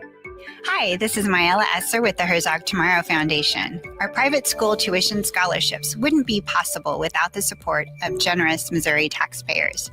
If you're a Missouri taxpayer interested in redirecting your tax dollars and sending them to Missouri students in need of a better education, please contact me at herzogmoscholars.org. Better education for students creates a better tomorrow for all. Learn how you can help provide a better education for Missouri students at herzogmoscholars.org. That's herzogmoscholars.org. Also, sign up for The Lion, an initiative of the Herzog Foundation that carries articles covering a wide range of issues facing American families and culture. herzogfoundation.com. That's herzogfoundation.com. KLGY HD3 Clayton, K270BW Bellefonte, KNBS Bowling Green. This is News Talk STL at 1019, 94.1, and always streaming at NewsTalkSTL.com. News this hour from townhall.com. I'm Rich Thomason. The Senate's version of a massive spending and tax cut bill continues taking shape. Republicans hope to wrap up work in time to get the bill to President Trump's desk by Friday the 4th. Senators have stayed up all night for the past several days in a bid to get the job done. I just want to share with America the great work that Republicans have done on Medicaid, that we're preserving it, we're protecting it, we're strengthening it for those who need it the most. GOP Senator Roger Marshall of Kansas answering Democrat claims to the contrary. Some 9,000 blue-collar city workers have gone on strike in Philadelphia. Sanitation workers and 911 dispatchers among those who have hit the bricks. President Trump pays a visit to Alligator Alcatraz today, the new detention center for criminal illegal aliens in Florida.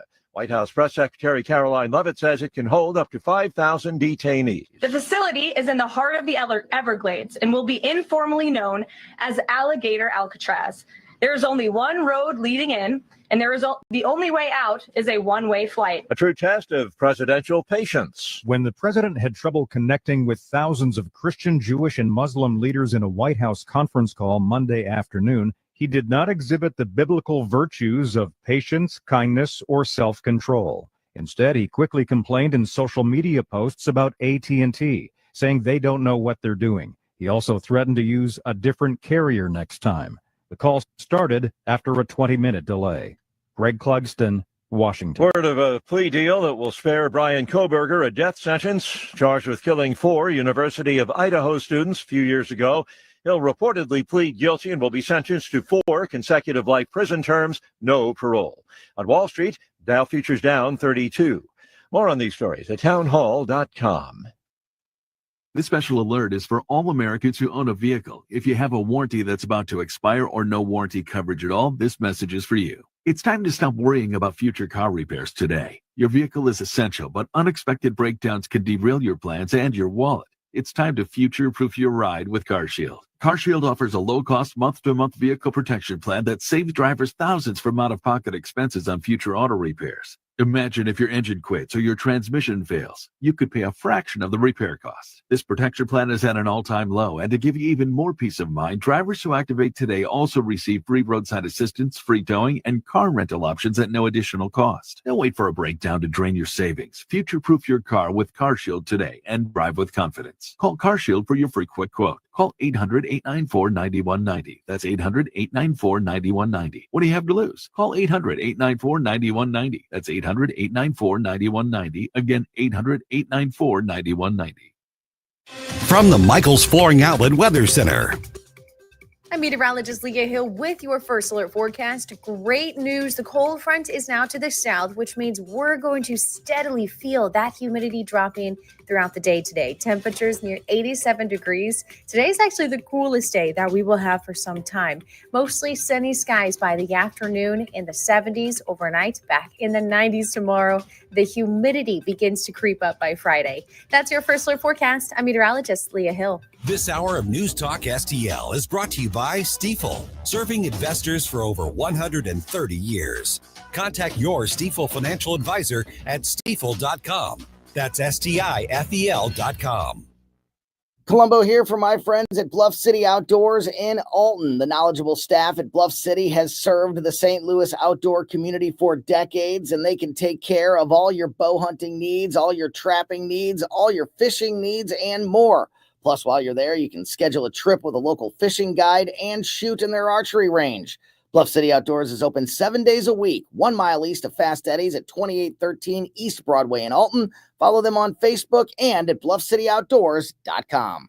Hey, firearms enthusiast, looking for a family and veteran-owned shop with a wide selection of products and services? Head to DG Firearms, 115 Business Highway 61 North in Bowling Green. DG Firearms has been your one-stop shop for custom ARs, Cerakoting, laser engraving, gunsmithing, suppressors, ammo, and reloading supplies. DG Firearms, 115 Business Highway 61 North in Bowling Green, and online at dgfirearmsllc.com. Mike Ferguson, You play ball like a girl! Gabe Pfeiffer, I triple dog dare ya!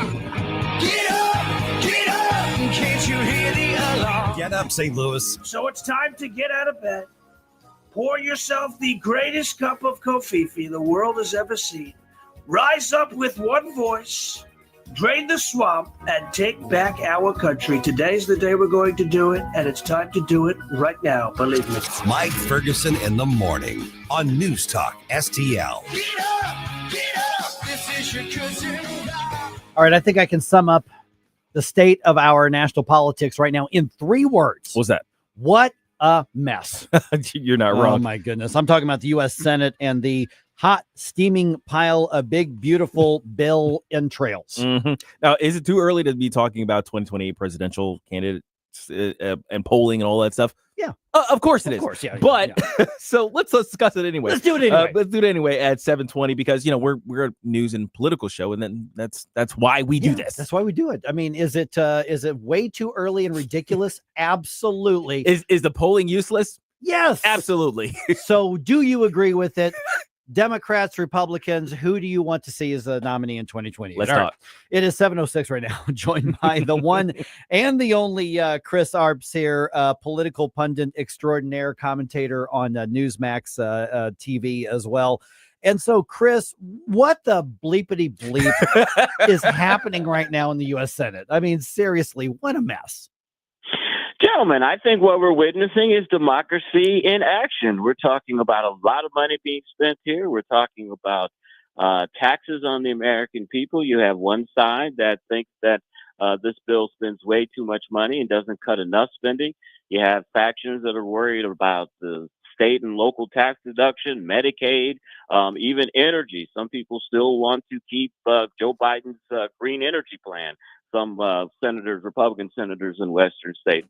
So I think what we're seeing here is democracy. Sometimes it's not pretty. It's the sausage being made. I don't think that the July 4th deadline will be made, but as Congressman Onder said on our show last week or a couple weeks ago, he thinks this bill will pass, but it will probably be in the middle or in late July.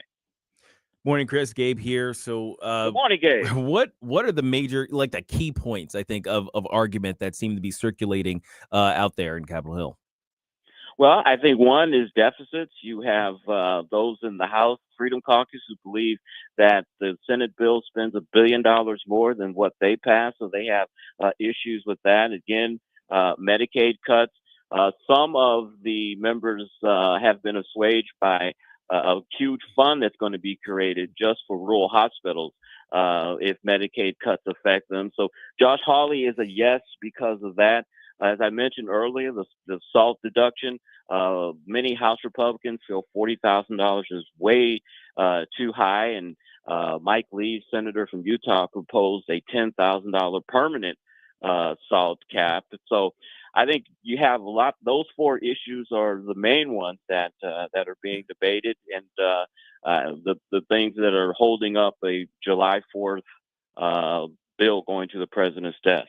So, Chris, I want to follow up on what you just said regarding the deadline on this. I understand a CEO. I understand an executive saying, all right, I want this done by this date. I get that. I completely get that. At this point, I'm seeing news media, saying, including Newsmax, they're saying, July 4th deadline looms. that's an arbitrary date. That's just what one branch of government asked of the other one. Are they risking trying to adhere to an artificial date to the point where the mad dash and scramble is going to allow a bunch of garbage to get signed into law that nobody reads, and that the bureaucrats and the special interests are able to slip in there because they're trying to get it under the wire and nobody has time to vet this stuff? That's part of the chaos that bothers me the most. I think you're going to have that come into play. I also think you're going to have President Trump putting tremendous pressure on the holdouts in the House. He's basically told them a couple of weeks ago, whatever the Senate passes, when it comes over to the House, I want you guys to pass that as well. I mean, the president is sitting on $1 billion fund that he says that he can use to primary people. He's already said that he wants to primary Massey. He was going to primary Tom Tillis of North Carolina, but he decided to resign. Don Bacon from Nebraska, who's from a moderate district, he has decided to retire instead of facing a primary. So you're going to have that tremendous pressure from the president, but also the Musk-Trump war has started over once again, and Musk said the other day that he would fund candidates who vote, who do support this in primaries, who don't support this bill, in primaries. So this is really getting ugly. Yeah. Let me just read you something here that Trump tweeted out yesterday. This is like, wow. He said, quote, Elon may get more subsidy than any human being in history by far. Elon would probably have to close shop and head back home to South Africa. No more rocket launches, satellites, or electric car production, and our country would save a fortune. Perhaps we should have Doge take a good hard look at this. Big money to be saved. So that's a pretty big salvo there. The president launched against Elon. That's just unreal. And let me follow up on what you just said, like the primarying Republicans here. Yeah. And so, once you get outside of even, each branch of government is supposed to do different things. What's the argument for going after people in your own party? Thomas Massey, consistently one of, if not the most conservative fiscal hawks out there. I think it's just stupid to go try to recruit and primary against Massey because he defied the leader. I think the way that Trump sees it, and a lot of people see it, is Donald Trump is the leader of the party, and this is what he wants. This is what you have to give him. And if it costs you your seat, then so be it. We have an example of that. Nancy Pelosi made a lot of her members walk the plank for Obamacare back in the day. They voted for it, and when election came around, they lost their seat. So I think we're just seeing the raw wielding of power, Mike. So, Chris, what's your prognostication? Is this thing going to eventually get through, and then, or some version of it is going to get through? What do you think we're actually going to get out of it? I think we're going to see eventually the Senate version being passed. I think the president is going to twist a lot of arms to get some of the House members to agree with this. I don't know what he can offer them outside of this to get their vote. But I think ultimately these congressmen, these senators, especially these congressmen, know that the people in their districts love President Trump.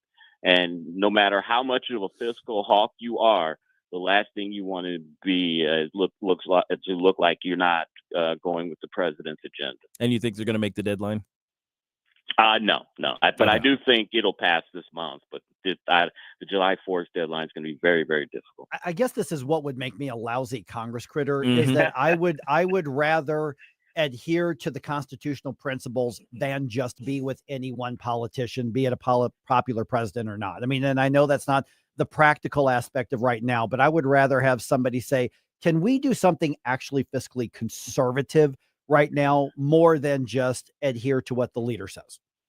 Yeah. And also too, Mike, as you know, you've been in politics a long time. The first rule for a politician is self-preservation. They want to be reelected. So that comes first and foremost, and then allegiance to the president and your party. But first of all, I got to be reelected. Right. Well, and I think Massey's going to withstand any primary that's out there. He's pretty darn popular. He has before. Yeah, he's done it a couple of times. Yeah. So I think this may have been a miscalculation by the president on this, because he recruits in a primary opponent endorses him, shows up in Kentucky, gets millions of dollars, and then still loses. Yeah. Well, wait till that emboldens Massey even more, and I hope that's exactly what happens. All right. And what you probably end up having, you'll probably end up having Musk step in and give Massey all the money he needs to counter whatever Trump throws in. By the way, I've noticed that there aren't any Teslas being lit on fire over the last couple of weeks.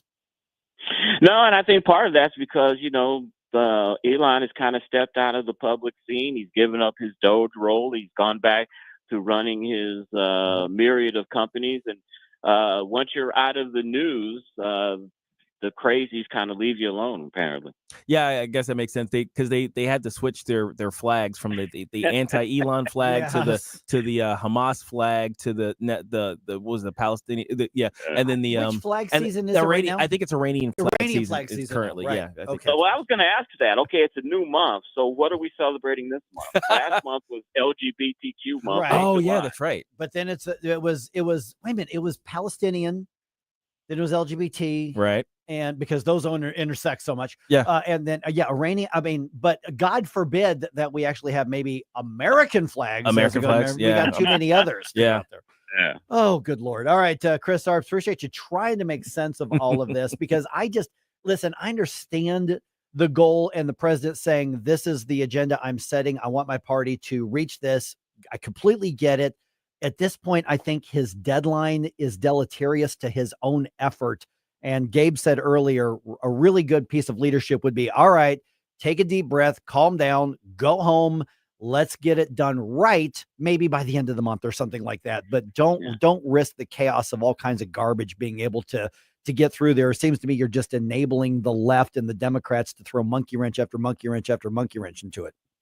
I think you got to have a deadline. If you don't, then it just drifts on and on and on. You got to try to set a hard deadline, even if you don't reach it. All right. Of course, Chris, along with Tim Jones, going to be on at 4:00 this afternoon, and you're going to have more updates than we've got right now because God only knows what's going to happen between now and then. Oh, yeah. Votorama continues. Exactly. All right, Chris. We'll talk to you again soon, my friend. Thanks so much. Thanks, Chris. See ya. All right. 314-912-1019.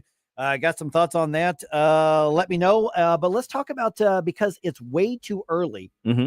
Let's go ahead and talk about polling. Yeah. That means nothing. And here's the question I'm putting out there, because most of the people listening are going to be voting in the Republican primaries or caucuses or be involved in that. Who do you want to see emerge as the early front runner? We've got the results of a poll of both Republicans and Democrats. I'm curious as to whether the results surprise you, even though I think the polling is basically garbage right now. Had enough of this. Turn my eyes to your indifference. Stop right now before you blow us all away. Mike Ferguson in the morning. I've driven all over Washington, D.C. I cannot find the money tree. On NewsTalkSTL. On the next. Larry Connors, USA. President Trump visits a new holding place for illegals. Welcome to Alligator Alley.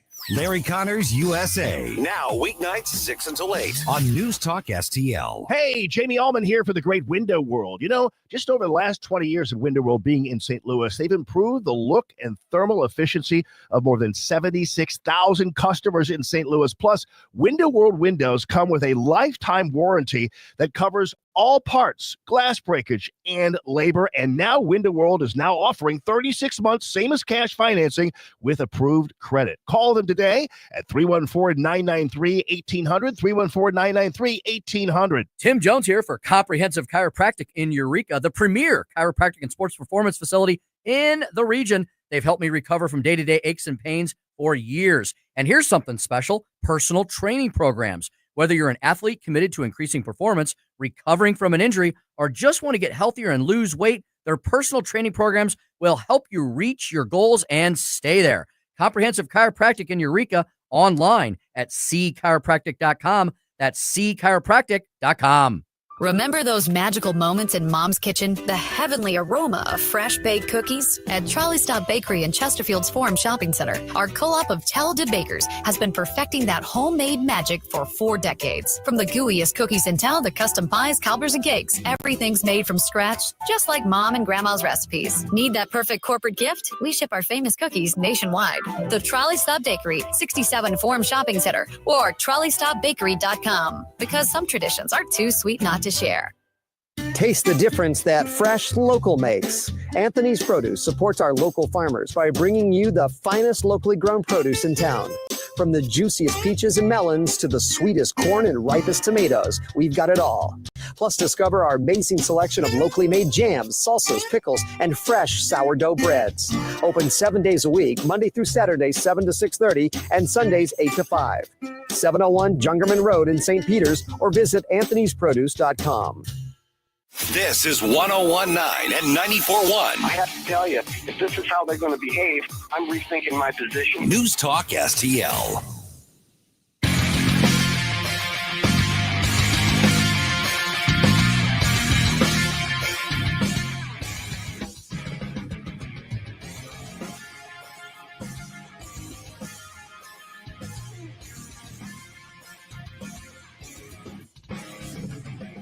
Hey, this is Todd Showalter. Join me on Saturday at 5 as I try to put some fun back into this dysfunctional radio station. It's The Right Mind Show with me, Todd Showalter, at 5 on Saturday. And, you know, speaking of dysfunctional, let's get back to Mike Ferguson in the morning. Today's show is brought to you by the new Jurassic World movie. Want to know what it's about? Just watch the last one.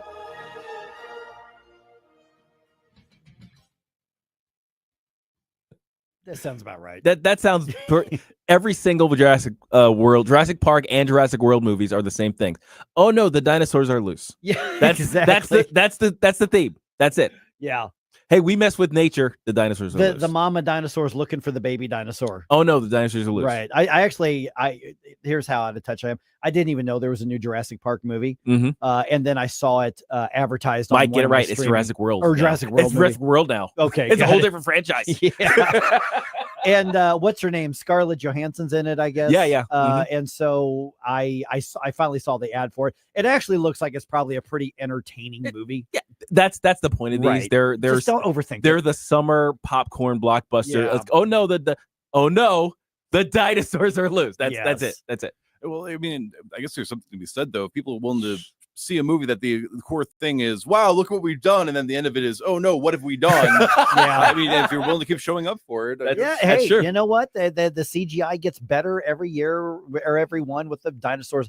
I've seen like the first two. How many are there? I don't even know how many there are now. Let's see. I think there are like 3 or 4 parks and at least 3 worlds. Got it. But dinosaurs are cool though. They are cool. Dinosaurs I mean, are awesome. they're cool. That first movie, man. Yeah. Oh my gosh. That was such a great. Oh my gosh. It really was great. Actually, just when he stay home and watch it. And when he ate the lawyer. Awesome. Everybody great. cheered. All right. I know that technically JB Pritzker is waddling for re-election as governor. But come on. We all know he's actually waddling for president 2028. So how's that going for him this early? And on that note as well, before we get to that, there's no Flashback Friday this week. I know. But we can have some fun honoring America before the holiday. Yeah. What patriotic song do you want to hear as America bump music on Thursday? I see that there are quite a few requests in the StreamYard or the Rumble chat. Now, I want to remind everybody we started something with that. Once the stream ends, all of our comments go away, and I've got a lot of buttons to push to get the show running. So if you could email me your request, they just don't to have make sure be, it gets in. Yes, they don't all have to we'll be start serious. writing down as many as we can. But yeah. But I think we're gonna have a great substitute for Flashback Friday coming this Thursday. Yep, but that means that you probably need to get them in by tomorrow. Yeah, seriously. I would think. Oh, yeah, we've already got like probably close to a dozen requests. We only Wow. have so many slots, so I might end up having to pull them out of a hat this time. Yeah, send them in. All right. Okay, so Emerson College did a preference polls, one among Democrats, one among Republicans, about who they like for the 2028 presidential campaign. Let's just say JB Pritzker's got a long way to go. Got a long way to go. But here's the thing is, we know what I think of the state of polling. Right. I still am a sucker for looking at them, even though I know they are probably not accurate to any sort of pinpoint degree, but it is kind of interesting to see what the initial reflection is. Sure. Even if you could be, they say that they're 4% margin of error. Oh no, there's massive there's margins of error. But watching them actually as they progress, that actually can provide some information. Yeah. Because the numbers are garbage, but the direction that the numbers move over time can actually mean something. Yeah. So with the Democrats here, now the most common answer, 23%, was undecided. That actually makes sense. That tracks. That makes a lot of sense.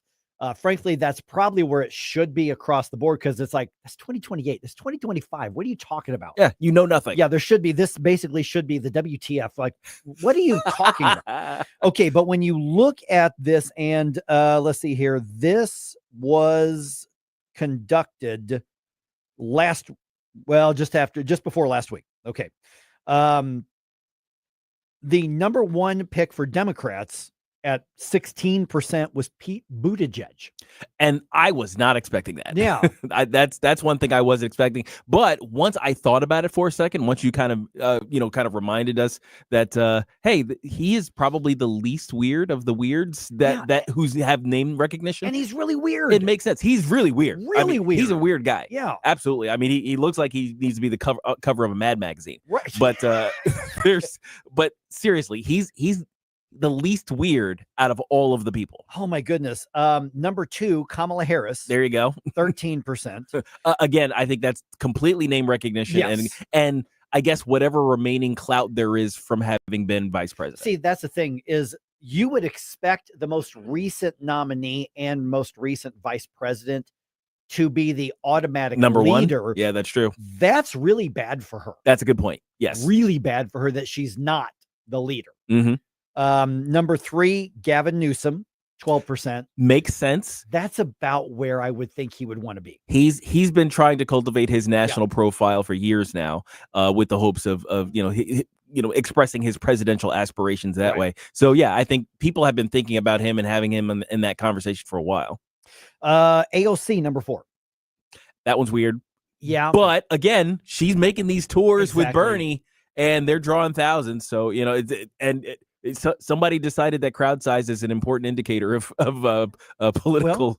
But you've got AOC support. at 4, Pete Buttigieg, number 1. What does that say about the Democratic voter if this is even close to being in the hemisphere of accurate? And I don't know that it is, but let's for fun say that this is kind of in the ballpark. What does that say that Pete Buttigieg is number 1 and AOC is number 4? And then of course those characters in the middle, that says to me that they learned nothing from their loss. Mm-hmm. That they are not pulling back whatsoever on any of the craziness that they're thinking about, and they're leaning hard in the I won't say the old mold of the Democrat Party. I mean, it's still pretty new, this weird leftist turn, but they're leaning into that. They're leaning in further, and they're quadrupling down at this point on their stupidity. AOC at 7%, and at a lower 7 point something percent is Josh Shapiro. Now the Josh Shapiro one, Pennsylvania. Now he's the only indicator that there are some people within the Democrat Party who understand America, because he is a center left Democrat. He's not an insane left. He's a liberal. Don't get me wrong. Yeah. I disagree with him on probably most everything, but he's not insane like the others. Right. But he'll never get nominated by the Democratic Party. Yeah, he's way too palatable for the rest of America. And he's Jewish. The Democrats will not. That's the primary thing. Yeah, the Democrats are not going to nominate somebody who's Jewish. There's too much anti-Semitism on the left right now. Yeah, I mean, look, all of those the keffiyehs that everybody's been wearing lately, and of course the various chants from the river to the sea, right? And they're talking about him, the Iranian flags. Yeah, they're talking. Looking at you, man. Yeah. That's basically what they might as well be saying. So leftist activists literally set his governor's mansion where he lives and he and his family live on fire with them in it. Yeah, there was a fire, an arson started at the governor's mansion in Pennsylvania with him and his family inside. Yeah, that's what leftists think of him. Yeah. So it makes sense that he would be on the bottom. I don't think that percentage is going to change. I think that's the percentage of reasonable Democrats that remain in the party. Yep. All right. So after Josh Shapiro, then now we're into the 5%, Bernie Sanders. One Makes out sense. of 20 Democrats still thinks Bernie Sanders is a viable candidate. Relevant, first of all, and viable. And I think that also has to do with the same thing. That's the AOC tour. Like him and AOC are, in each other's back pocket, walking around the country. And the funny part is that he was supposed to be the headliner with her being the opening act, and it's kind of flipped. Oh, of course, because the thing is, the young Bernie folks, those who Bernie haven't bros. Those who haven't jumped the ship, to the populist right, who are still in the basically the commie left. AOC is like the goddess, right? Yeah. I still think it's funny that people that are saying that Trump is, potentially too old to be president are still onto the burnout movie. I call them the burnouts, but nice. The burnouts. I like burnouts. And then after Bernie Sanders, you've got Cory Booker, but he's barely had a Pritzker at 3%. Spartacus is only at 3%. Yeah. Gretchen Whitmer at 3%. Mm-hmm. Andy Bashir at 2%. Andy Bashir is the governor of Kentucky. Yeah. And Andy Bashir is electable. He's like Shapiro. He's a Shapiro, yeah. He's a leftist, don't get me wrong, but he's not insane leftist. Right. So the two names on here that you could actually say, ooh, I can see them as being a threat. Democrats like, no, we don't need them. Nah. We don't want them. Not at all. Real quick on the Republican side, you guessed it right earlier. 46% of those Republicans polled said Vice President J.D. Vance is their early pick. Everybody fell in love with that advanced glance. Yeah, exactly. Like he looked at us and our hearts skipped a beat. I don't know that J.D. Vance would be the strongest general election candidate, but that's the favorite right now. Mm-hmm. Marco Rubio, who MAGA hated up until about 4 months ago. 5 minutes. He's at 12%. Ron DeSantis at 9%. Left-wing authoritarian RFK Jr. at 5%. RFK Jr. is on this list. Yeah. What the heck? I know. This is why I'm like, this is insane. And then you get into the 2s and 1%. Kristi Noem, Nikki Haley, Tulsi Gabbard, Vivek Ramaswamy, Glenn Youngkin, et cetera, et cetera. Gabbard and RFK shouldn't be on the list. Guys, pay attention. What are you doing? Yeah, some things you just can't make up. Like what Iran is doing right now. Really? Yeah, coming up on Larry Connor's commentary. Stay tuned.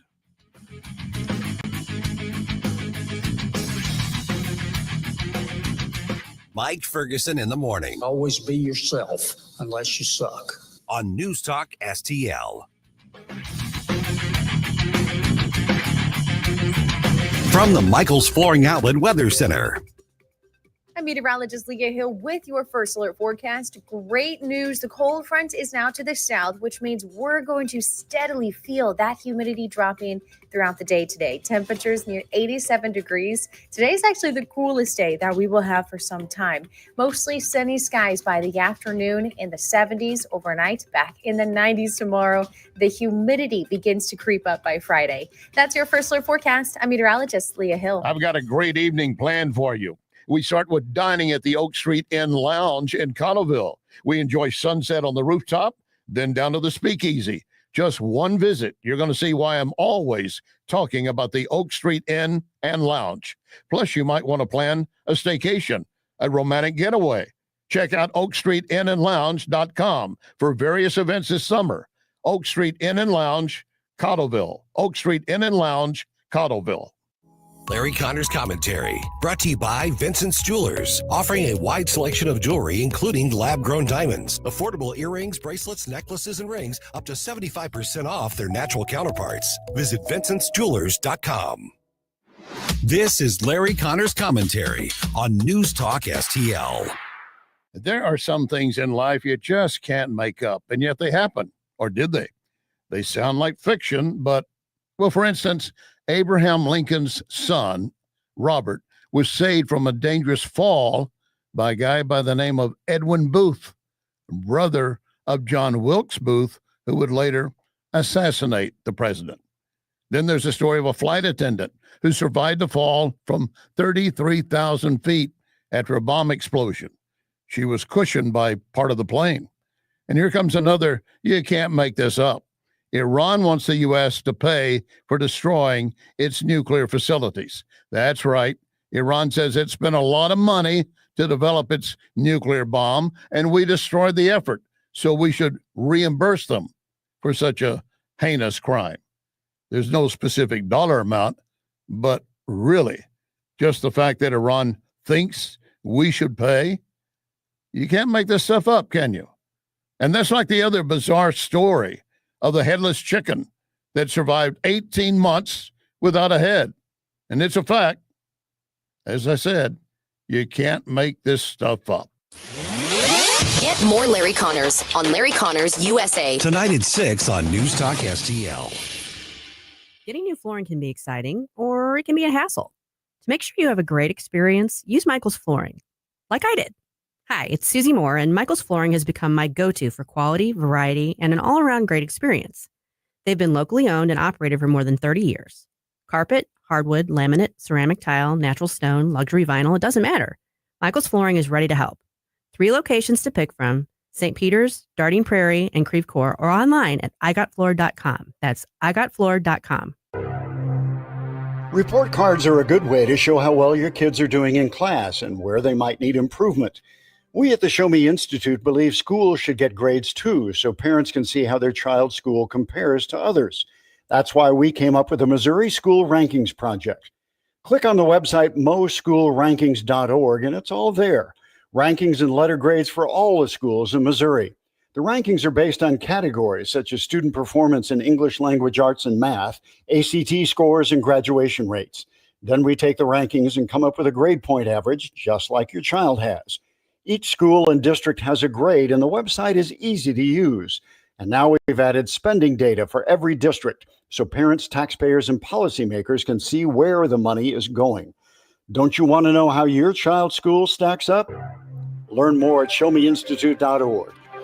The Show Me Minute has been brought to you by Show Me Institute and Show Me Opportunity.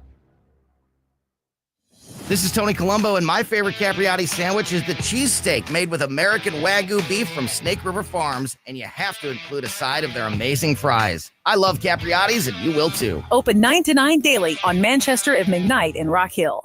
St. Louis's new choice for conservative talk. Hey, good morning, everybody. Live and local. Welcome home. And whoosh, sitting in traffic, stuck in a jam, and being entertained by Vic and Thunder Stealing Ken. This is News Talk STL.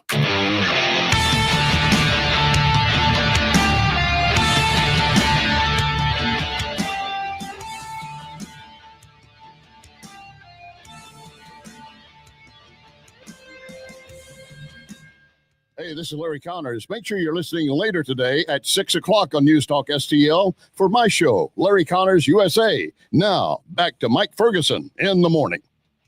All right, St. Louis police are warning parents about sending kids downtown this holiday weekend. I'm going to explain why in just a moment. And the News Talk STL newsletter is coming out tomorrow, but you can make sure that you're signed up to get it for free on our website. Yep, good stuff there. All right, St. Louis police are saying it out loud. Parents, don't let your kids run around downtown this Independence weekend.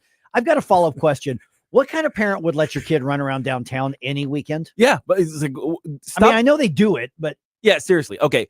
First of all, I hate the idea of basically unleashing your unruly little brats on the rest of the world anyway. Like back in the day, I suppose it was okay. You know, you probably have fond memories of being dropped off at the mall by your parents. It's not that way anymore. Don't let your kids don't drop them off someplace because you're causing problems to the world. Certainly don't put them in downtown because that's the worst place for them to be. I just want to point out the irony of the people saying we grew up feral children running all around the streets in the 80s saying, what are you doing with these kids? You need to watch your kids. Exactly. Well, the thing is, I completely. See, that's a logical point. It really is. I completely take that. But here's the difference. Back in the 80s, if you screwed up in somebody else's neighborhood, somebody else's dad is going to come and put a whipping on you. So we at least we kept our craziness to the woods. Or even worse, they knew your parents and would let them know. Yes, you would get it twice, basically. So you would get it in the street from somebody else's dad, and then he would call your dad. So when you got home, you'd get it from him. So yeah, there were more societal structure around regulating child behavior, I think, back in the day, so we could be feral. Nowadays, I wouldn't, or at least we thought we were feral. we thought we were wild and feral, but the reality, I look back, and we it's were like, well regulated by the society. We were scared that we were going to abuse our ferality.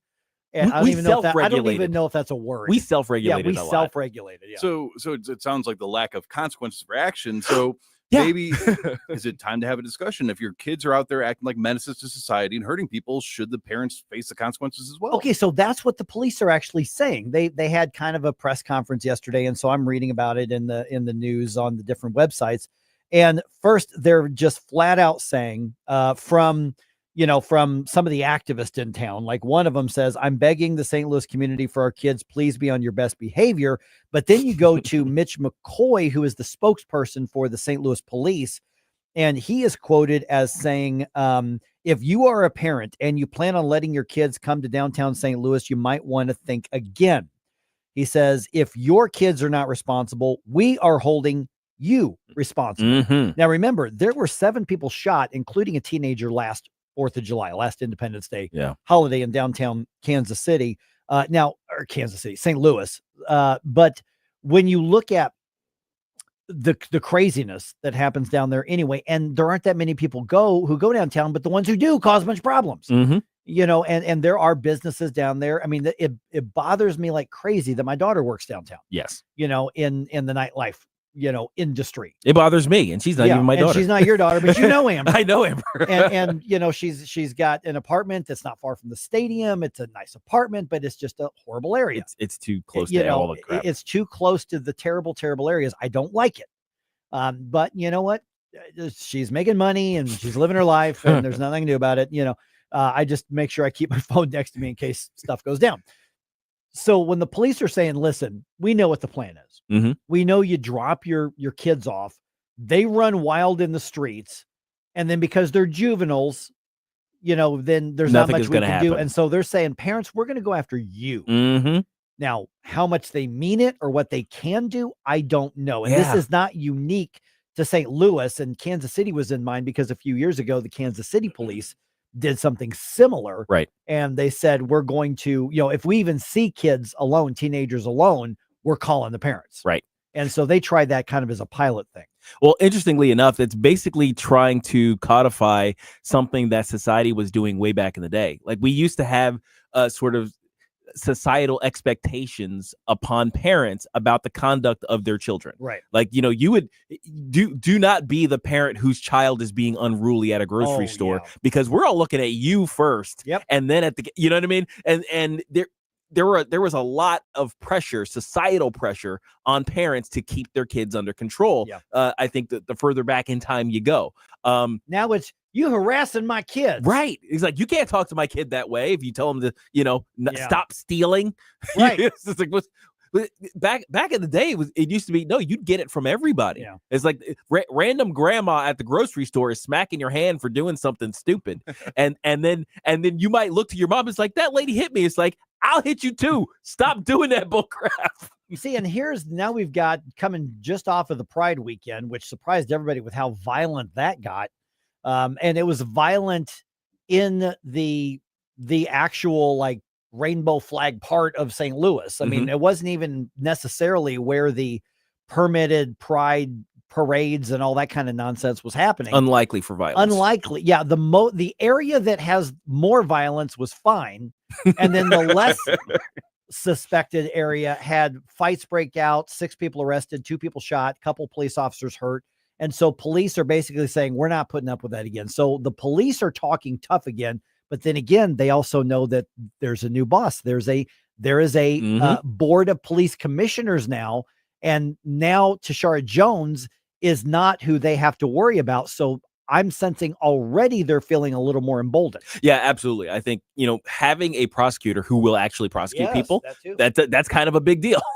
having a police chief who now has his, the backing of a board that isn't under the thumb of an anti-police mayor is feeling, like, what, maybe I could actually do something this time. Yeah, and I'm still withholding judgment on Robert Tracy. I haven't been wild about some of his decisions, but that might have been just kowtowing to Tashara Jones. Right. We'll see how he does with the new board of police commissioners. I hope that he is able to do. I hope that he wants to do the right thing. Right. Yeah. I mean, look, the city isn't back yet, but the no. trajectory looks a little better. Even just the mindset at this point, because it's going to take a while. I mean, the actual board of police commissioners doesn't really get seated as far as doing stuff until I think next month, meaning August, because now it's July. Right. So, and I don't think we're going to start seeing material changes as far as, spending money on equipment and new vehicles and new hiring. And then even at that point, you've got to put them through the academy and all this kind of stuff. So it's going to be a ramp up period. But the fact that the police are being more aggressive now in proactive saying, don't send your miscreants to just do miscreant stuff. Now, I know that we don't like it too much when the government tries to claw their way into the homes and the schools and take over the parenting on behalf of, the parents, but culture to some extent starts at home. And so locking these kids up, and I grew up with kids that were in and out of the system all the time. So it seems like, if you drive too recklessly, you have to go back to driving school. Should it be something where if your kids are routinely in and out of the system, then you have to go to a mandatory parenting class or something of that nature? Is there you go. Is that too much government overreach? Who teaches the parenting class? Yeah. The nuns. We'll both have the The nuns. nuns. Give Like, them the rulers. There you go. Get the rulers back. Yeah. Bring back the rulers. Yeah. The knuckle smashes. Yeah, exactly. It's like, but that's the point. At some point, it's a matter of you've got the freedom to act how you want, but there are consequences when you violate. Yeah. And that's the thing is downtown, at some point they need to say, okay, we're going to knock it off with the fireworks. I know the Arch is a great back, setting for it, and it's a great location for a big party, but the city's just become too violent. Matter of fact, tomorrow we're looking at a new report. Dr. Curry Myers, America's criminologist, going to be on the show. Guess who the number one city per capita for violent crime is again in the nation? Oh boy. St. Louis. There we go. And so maybe at some point we just say, listen, we're going to cool it with all this stuff. We're going to stop trying to attract people downtown until we get our stuff in order, until we can make this a safer community. But in the meantime, it's like, well, what about all the economic activity? Well, there's a trade-off here. Behave yourself, and then you can have nice things. Don't behave yourself. You can't have nice things. And the societal comeback that it's necessary to get back there that's a heavy lift. And the thing is that I'm not jumping in ready to help right now until they show that they're willing to do the right thing with the city. Otherwise, let it crumble and I'll be a part of helping to rebuild. But right now, the city needs to show the entire region in the country more than what we're seeing right now.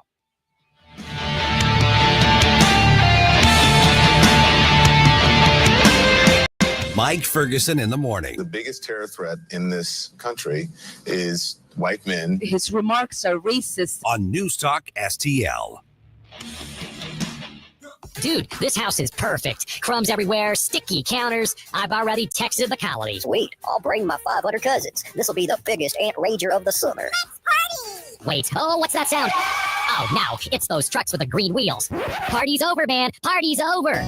This is Derek, the owner of All Solutions Pest Control. We'd love to help you out. Give us a call today at 636-486-7888 to learn more about our special $67 offer. If a pest-free home is your goal, call All Solutions Pest Control. Hi, I'm Helene Tobler, culinary nutritionist at Body of Health Direct Primary Care. Here we do practical wellness. Dr. Randy and I have a common sense approach to healthcare. My passion is helping our members enjoy better nutrition because food is medicine. We approach problems with a lifestyle foundation and cutting-edge medical tool chest. At Body of Health, it's about being your healthiest you. If you want to experience healthcare the way it ought to be, schedule a discovery call today at bodyofhealth.com. That's bodyofhealth.com.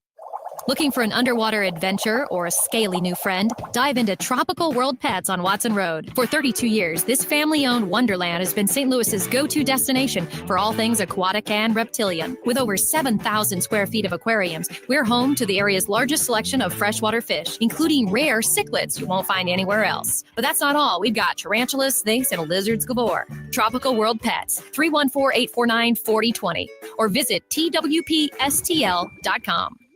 Tony Colombo here for my dentist, Dr. Matt Boscia at New Creation Dental Care, the one-stop shop for all your family's dental needs. And Dr. Boscia is always expanding his services, now including the incredible all-on-4 full arch implant procedure, full mouth restoration that can give you back your smile in as little as 1 day. No more suffering with damaged or missing teeth or poor fitting dentures.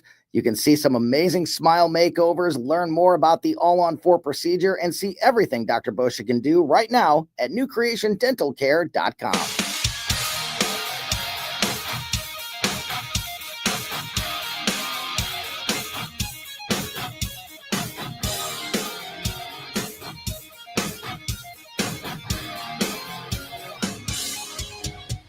Hey everyone, this is State Senator Nick Schroer. I am the host of Stand and Fight every Sunday night. Right now, let's hear more of Mike Ferguson in the Morning Show here on News Talk STL.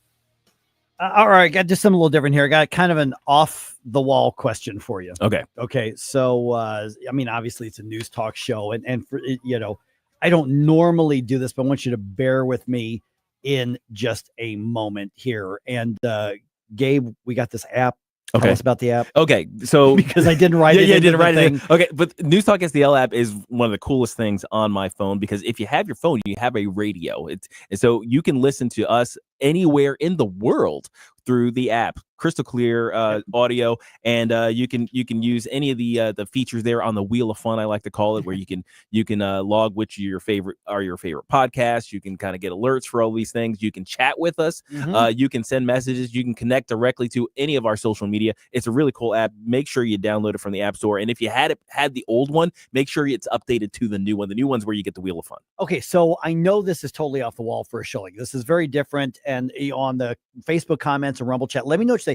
I have never heard of this band that I'm about to play a clip from the song. Tell me what you think about this. Everybody, let me know what you think here.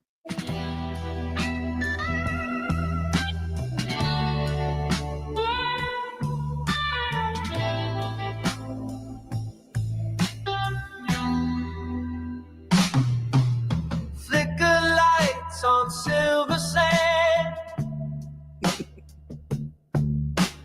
Marching ghosts with no command. Velvet boots on mirrored ground. Drums of thunder, distant sound. Promises in static blue. Curious what you guys think of this band here. Just got a few, I'm gonna play it. Let's play it for a few more seconds. Nice. Echo loud in silent rooms.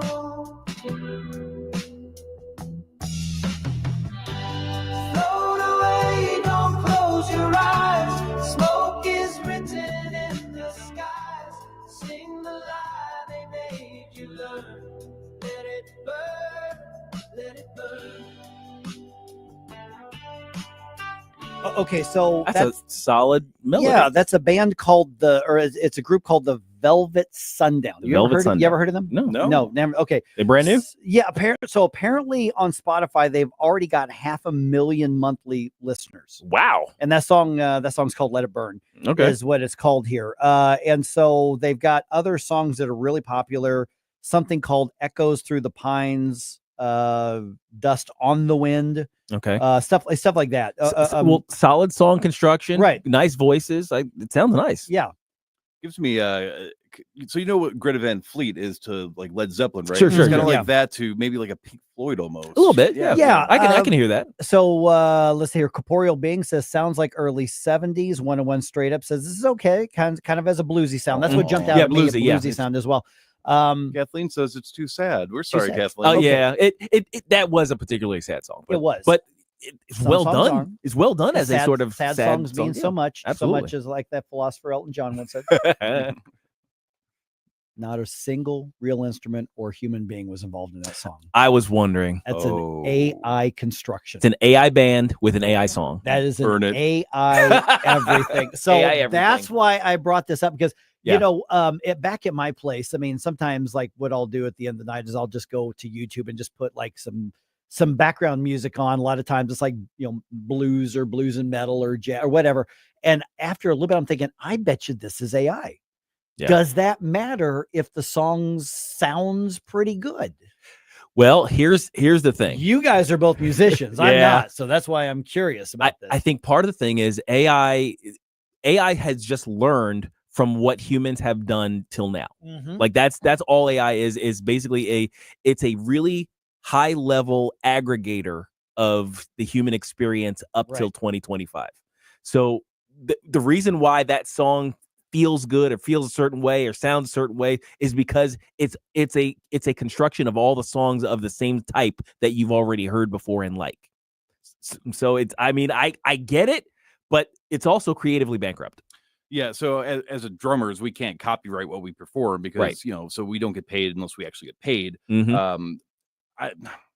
I don't want to say it doesn't matter because I do believe in intellectual property and the amount of effort and time that people put in there, and we all know AI references existing things to make its creation. So in a way, it is almost not that much different than stealing a song. However, there are some comments where you get that there was already a feeling of like it's not soulful. It doesn't really feel like it sounds. You can hear the melodicness of it, but it does not feel like an actual song. But think about it: 500,000 listeners, followers on Spotify. So I mean, what do you? Spotify is what, about $1 a song, $1.25 a song, something like that. I don't even know how it works. Or if you do the subscription, but you get paid something. So whoever, it's like 5 cents a song at most. Yeah, if you're a contributor. But think about it this way: I have no actual musical ability. I'm not a musical guy. I've got a good ear for it, I'm told. I mean, but I can't sing. I can't play an instrument. I'm a pretty good writer, you know. But if I were to write an album of songs and create a character, and I used AI to create the songs like this right here. Yeah.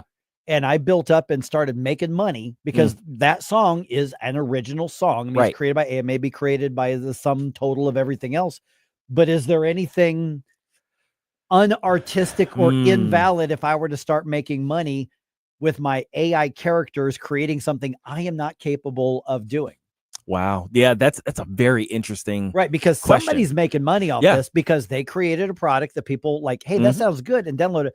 Would you have an issue like, that's a pretty good song, I'm going to put that on my playlist, and then you find out it's not a fake song, but it's fake everything about the song? Well, so the closest that I can think of really is like the Gorillaz, right? Where they're an animated fake band, but then somebody actually sang the song. They actually make the music. You know, I do think that there is something spiritually corrupt about having AI make the entertainment. Now, I do listen to like the funny ones. You know, there's a whole genre of like 50 songs that would have never come out in the 50s. Oh, that are hilarious. Which we can't play on there. They are so vulgar. That's what makes them funny. 50s remixes of existing songs of today's songs, things like that. Yeah. So if it's strictly for an entertainment, like, you know, basically for the meme of it, then I think that that's an interesting and can be a fun thing. But if there's not going to be, if it's not like, hey, we're going to AI generate a song and then we're going to go out and make a shtick around it and perform it live.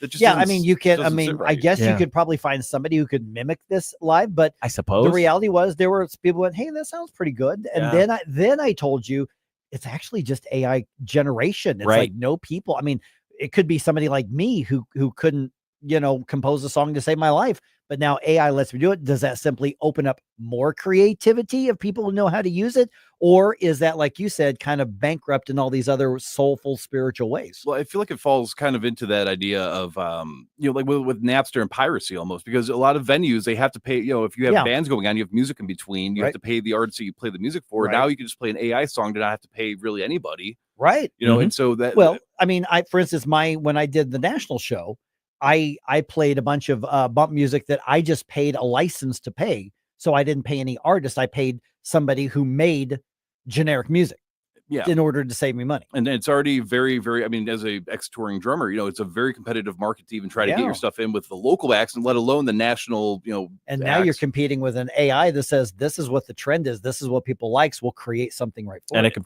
produce it instantly. And when you are a top level musician, like a Michael Jackson type, and you sign away your likeness for perpetuary, and then now you can AI generate. So, I mean, maybe that'll be the thing for the next few years. We're not gonna have anything original. We're just gonna have AI remakes of.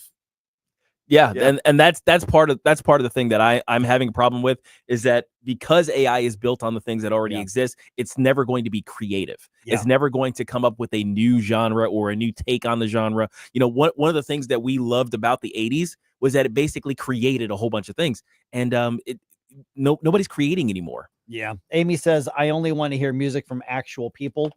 But if the song's a banger, it's a banger. Yeah. If you can't tell, does it actually matter?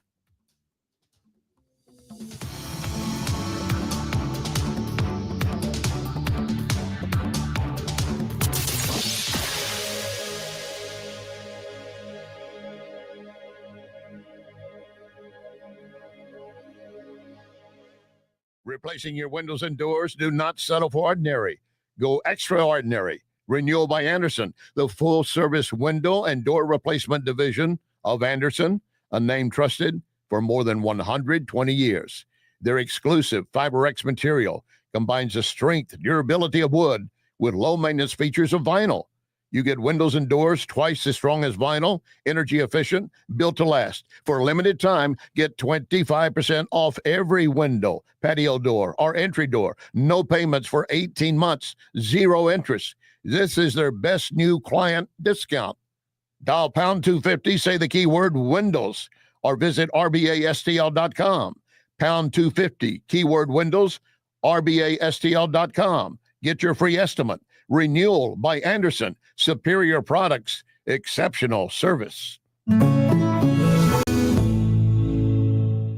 Nate Lucas here for the Village Bar in the heart of Des Peres. Since 1948, the Village Bar has been the go-to destination for delicious food, cold drinks, and unbeatable atmosphere. Savor their famous wings, burgers, and onion rings, or grab a drink from their fully stocked bar. Catch all the big games and enjoy the company of their friendly staff. Plus, don't miss the 1879 Distillery, a one-of-a-kind experience right next door. The Village Bar offers the best value in town. Find the Village Bar on Facebook and come experience where history meets great times. You'll be glad you did.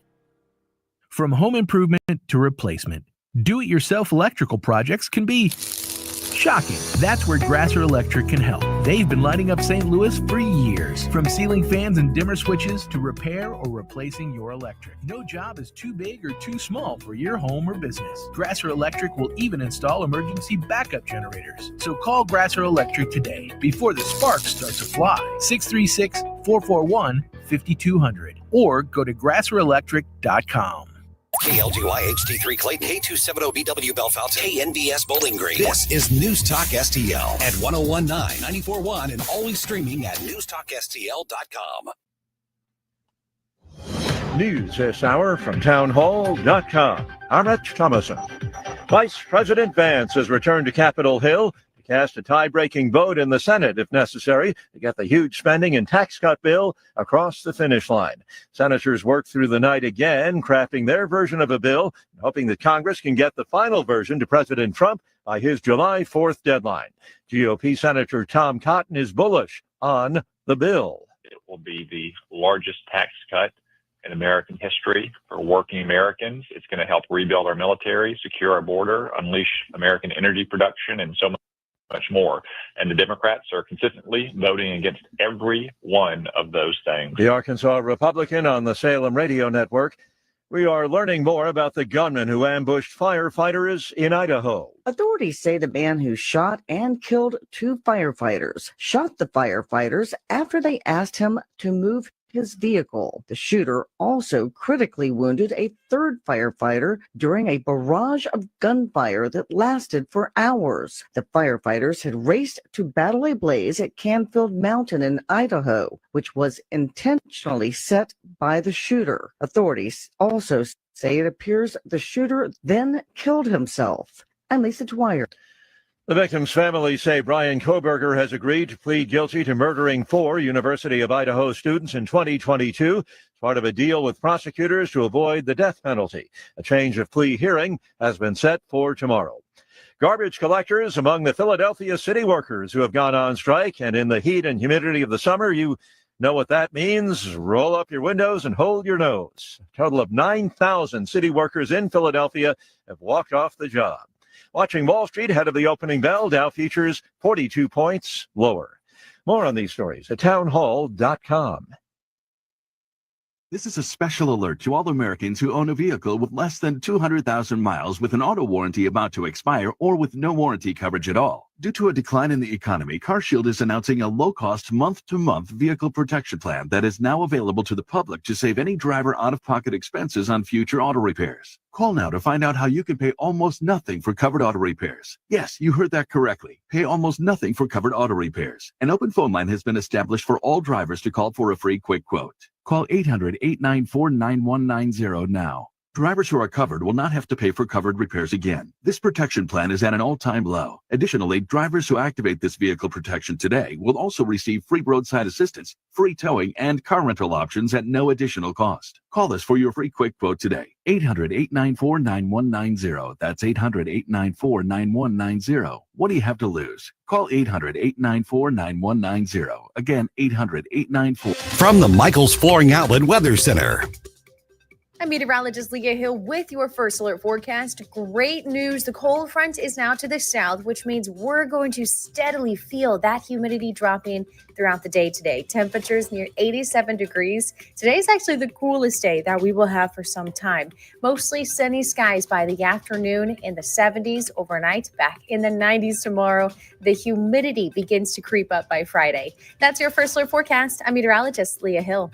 This hour of News Talk STL brought to you by Chris Cooper and Serenity Wealth Management. Discover little-known strategies that could be the difference between choosing the care you deserve or having someone else decide it for you. Get a free copy of Chris's book at serenityltc.com. Mike Ferguson here. Retirement should be a time you can relax. No more stress from work. But there's one thing you can't forget about when retiring. That's your money. Do you have enough saved to fund your income for life and keep up with inflation? How will you claim your Social Security benefits? And what about long-term care? The ClearPath Wealth Management Group at Stifel is here to help answer all of these questions. You can hear their latest views on the markets and investing during On the Money, hosted by Stifel financial advisors Bob Stockdale and Eric Robert, every Saturday morning at 9, right here on News Talk STL. They can help you get organized, guide you through critical retirement decisions, and create an investment portfolio designed around your needs. To schedule your free retirement plan consultation, go to clearpathinvesting.com. That's clearpathinvesting.com,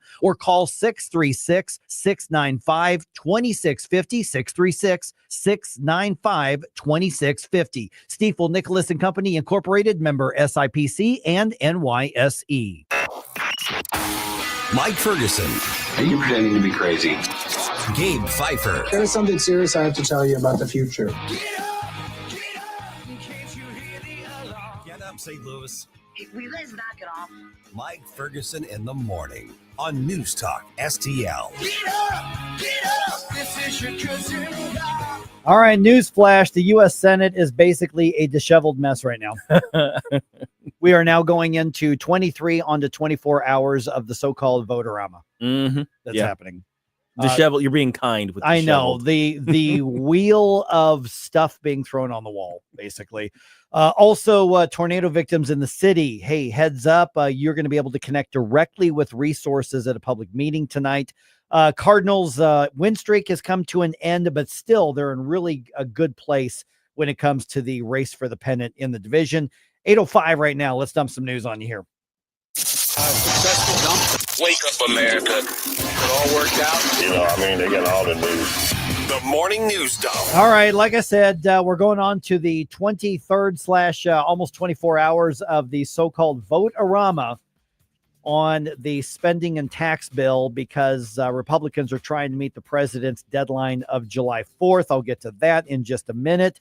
A lot of mess in the process along the way. For instance, the vote on the amendment that would ban illegal aliens from getting Medicaid failed in the Republican-controlled Senate.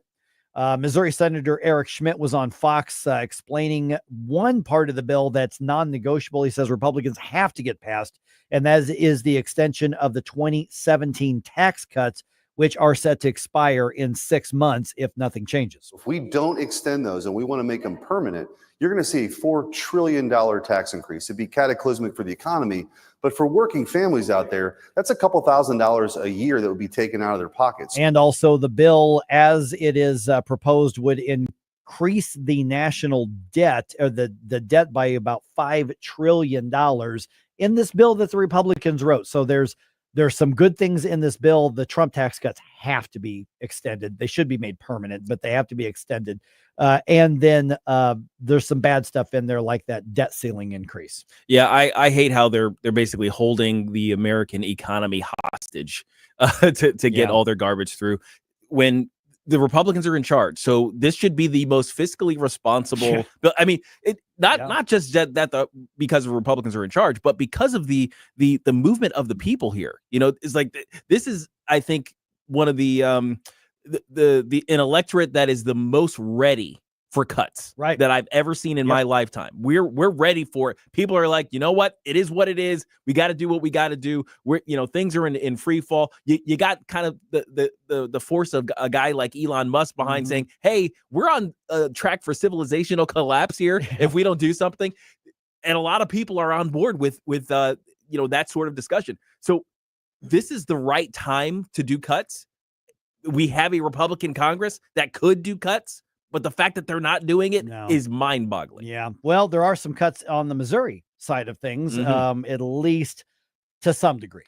Missouri Governor Mike Kehoe announces over $500 million in spending vetoes and restrictions. Those were made as he signed the rest of the state budget into law on Monday.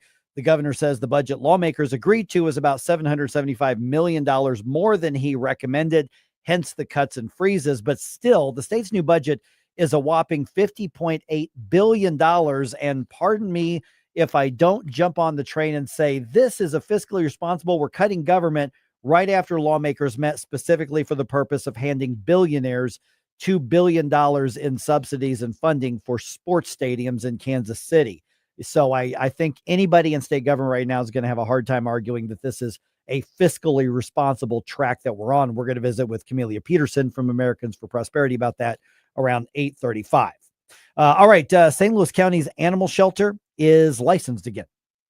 Yeah, finally. Yeah. So we're seeing a step in the right direction. Well, and temporarily. At least for now. Yeah. I don't know how good the license is for. They're going to have to be inspected again at some point.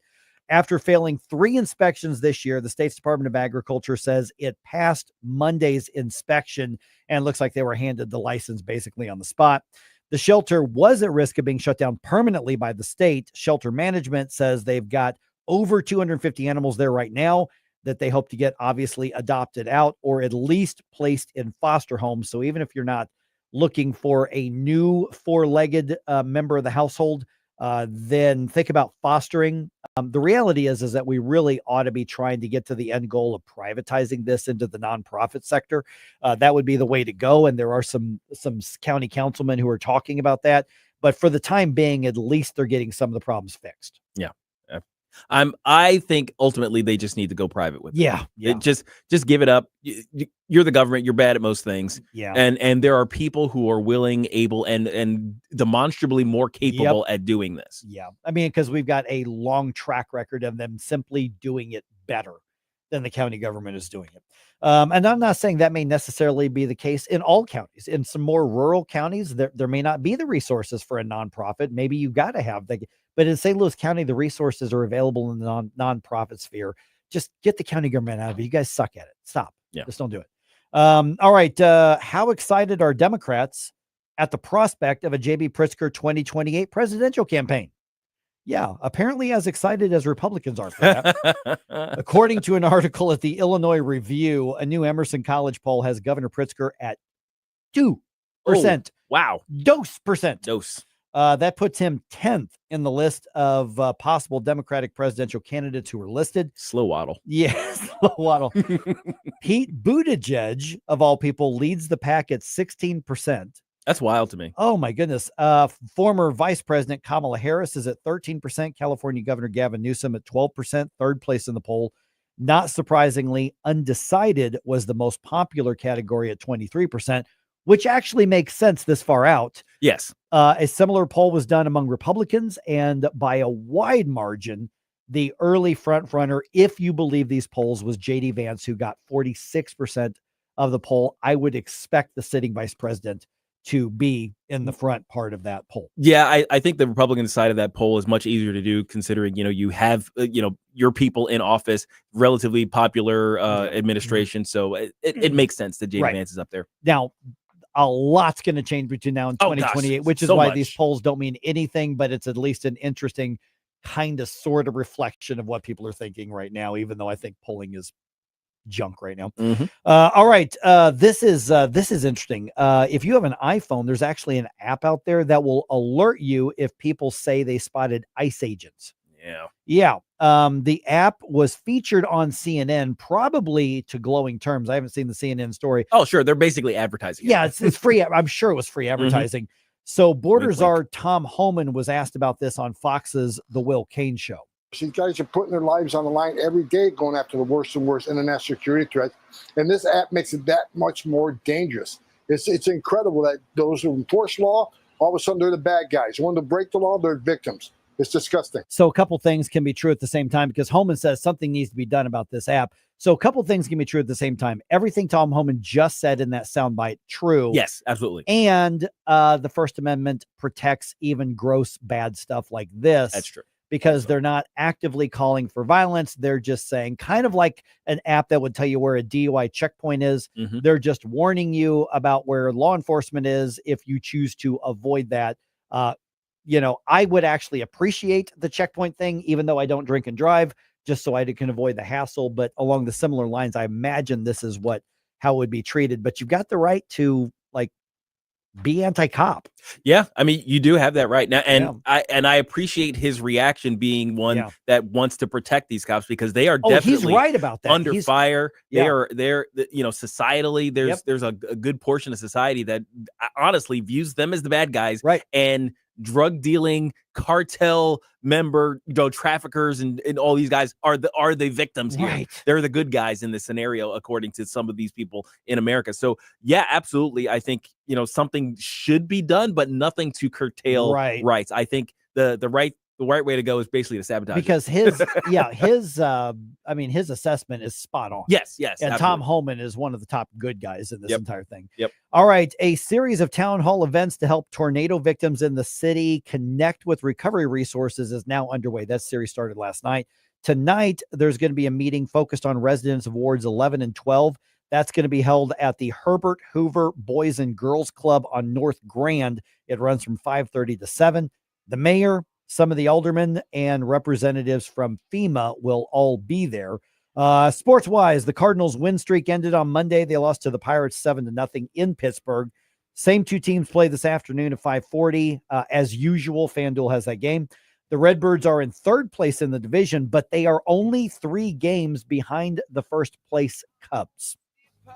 Destination, making cold my to fight your war. Stop it right now. Well, there you go again, listening to Mike Ferguson in the morning on News Talk STL. Blow us all away. You wanna do that? Get up, in case you hear the alarm. Connor Roofing, you can count on Connor. Connor Roofing is now a 2-time winner of the National Best of the Best Award for customer satisfaction for roofing, storm damage restoration, siding, gutters, both residential and commercial. Please visit ConnorRoofing.com for an estimate. And remember, you can count on Connor. Hey, Columbo here for Rockwood Charcoal. Rockwood is made from 100% pure Missouri oak and hickory, so you're cooking with the best and supporting local industry and a local business all at once. There's over 100 area Rockwood retailers. Find yours at rockwoodcharcoal.com. Is diabetes keeping you from enjoying life's special moments? At US Med, we understand the challenges you face, and we're here to help. With US Med, I can finally manage my diabetes without it managing me. US Med offers a wide range of services to simplify your diabetes care. Personalized care plans, convenient access to cutting-edge diabetes tech, and knowledgeable support. Plus, we'll check your insurance so your diabetes care may be covered at little or no cost to you. With US Med, I feel confident and control of my diabetes. I can finally live my life to the fullest. Don't let diabetes hold you back. Choose US Med and experience better birthdays, better adventures, better anniversaries, and better everything. Call now. US Med. Better service, better care. 800-515-2380. 800-515-2380. 800-515-2380. That's 800-515-2380. I really like all the things you're saying. News, analysis, opinion. Thank you very, very much. News Talk STL. The perfect body, the perfect face. It's like God's best work, all in one place. From the haters, ain't perfection. Can't you say? It's a burden being wonderful like me. Hi, this is Jefferson County Councilman Billy Crow with a reminder to check out our new show, Jeffco Patriot Radio, this and every Sunday at high noon. Now, back to the Mike Ferguson in the Morning Show. We don't need AI for a mockumentary song like Steel Panther on this show. That's pretty awesome. No AI needed. I would love to see a Spinal Tap made about Steel Panther. Yeah, do you know that they are remastering This Is Spinal Tap, and they're re-releasing it? So that's awesome. That might actually bring me back to the theater. That might actually do it. We'll have to, This Is Spinal. I love This Is Spinal Tap. We'll have to have a viewing party in Gabe's basement. Yeah, there you go. Oh my goodness. Big screens all for you. All right. All for you guys. Here's a question, guys. Who's cool and who's uncool? Apparently, there's now a list of the criteria. To be cool. They went all formal with it. But here's a criteria I would like: fiscal responsibility, or fiscal responsible, or trying to stop the bleeding, financially speaking. The state of Missouri's government growth and how your tax dollars are involved. That's the discussion that's coming your way at 8:35. Yeah, because the governor, line item vetoed hundreds of millions of dollars of spending, or froze between the two, and so great. Absolutely. Does that count as the state government being fiscally responsible? So we're going to visit with Camelia at 8:35 about that. All right. Are you cool? I'm through being cool. You're done being cool. You're so cool. You're tired of being cool. I am like a Monet painting of cool. So from a distance, I might look cool, but you get up close and just like, oh, he's a nerd. Oh, wow. I didn't realize. So there is now a study that claims to list what traits make somebody cool, because of course there's nothing cool about saying, do I comply with the study about what's cool? It's like, you know why I'm cool? Here's the criteria That's that right. I have accomplished for being cool. There's a paper. I wrote a white paper on why I'm so cool. Is this a Big Bang Theory skit or something? I know, that's okay. So here's Sheldon came up with this list. A new study looked at what makes people cool, and it comes down to, according to the study, 6 traits. So 6 everybody assess yourself, self-assessment, to see if you are about to be considered cool officially and Okay. academically. One, do I get a card after this? Maybe. Well, okay. decide whether you're cool or not. Being extroverted. Hey, you're screwed, babe. Hey. I would consider myself a social introvert. Like, I like Yeah. being out and about and around people, but like I don't need to be around people, if that makes sense. I can fake being an Right. extrovert, and I do that at church all the time.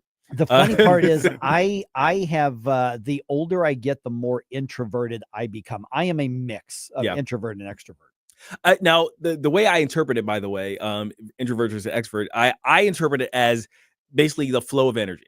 Like if you are energized by being around people, you're an extrovert. My daughter, if she's been like, with a group of people and she comes back home, she's still brimming with it. She's bouncing off the freaking walls. If I come back from having been out with a bunch of people, I'm exhausted. So that's how I interpret my introversion. It's just it takes so much energy to put out just to be with people, which is why you tend to avoid it, because I don't like to be that exhausted. Leave it to Gabe to use energy atrophy as an example of human interaction. Yes, here's my entropic analysis of human interaction with There you go. the species. How about this one? The other trait is adventurous, being adventurous. Oh, yeah. Why would that make you cool, though? Because you would not be as predictable, and you're open to something unique and something new. The Dos Equis guy. Oh, he yeah. wouldn't be as interesting That's if he true. just sat in a bar drink by himself. He'd be That's sad. right. That's a good point. Or, I mean, he would say, I don't always do my taxes. And, I mean, if you just did the normal. But if stuff. I do. But if I do, I draw a middle finger to the government. Okay, which I think would make you cool. Yeah. And they said the other trait is being open. Okay. I'm assuming that would mean transparent, I guess. No. No. See, I'm not sure I agree with that one either. I'm kind of where Jerome's tracking here. Well, the openness, I guess, if you're describing basically being open to new thoughts, new ideas, new But to me, experiences, that's and things like adventurous. but that's the adventurous thing. Yeah, I don't know what See, open. What does I think open now mean? with open, I think you should be honest. Sure. Yes. But I think some of the coolest people out there are a little mysterious. Yes. You need that air of mystique around you. Yeah. Mystery, I think, is part of coolness. Okay. Autonomous. Well, sure. You can't. I agree.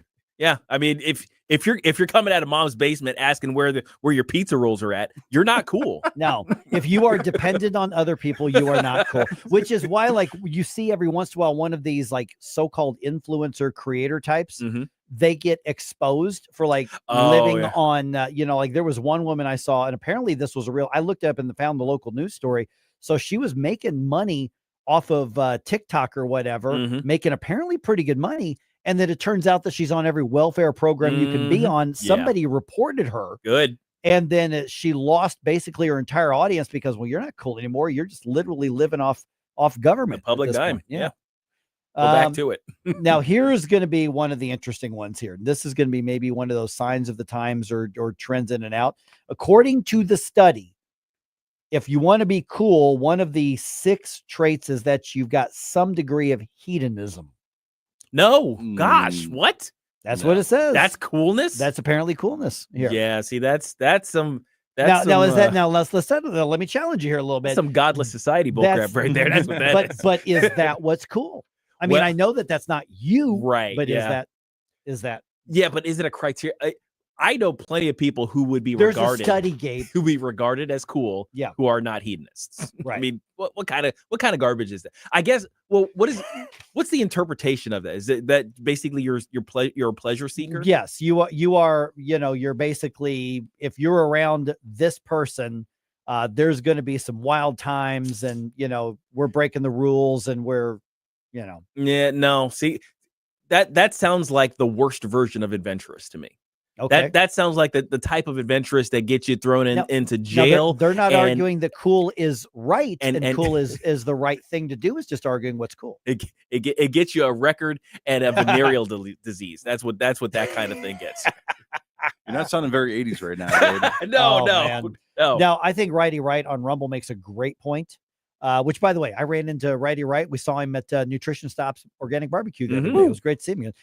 He says, how can someone who doesn't listen to Mike Ferguson in the morning be cool? You can't. They just can't. You just see can't. there. Exactly. That's scientifically that's impossible. Study as well. Yes. Exactly. Okay, so those are the criteria weird that was used. Oh, I'm sorry, one more, because that was 5. Powerful. Okay, I guess. Well, what do you mean powerful? Powerful meaning that I read into that to say that basically you walk into the room and people notice, and you're going to have some influence, and people are going to look to you now whether or not they like or dislike or agree or disagree, you are a force to be reckoned with to some level of whatever the situation. So you have is. presence. Yes.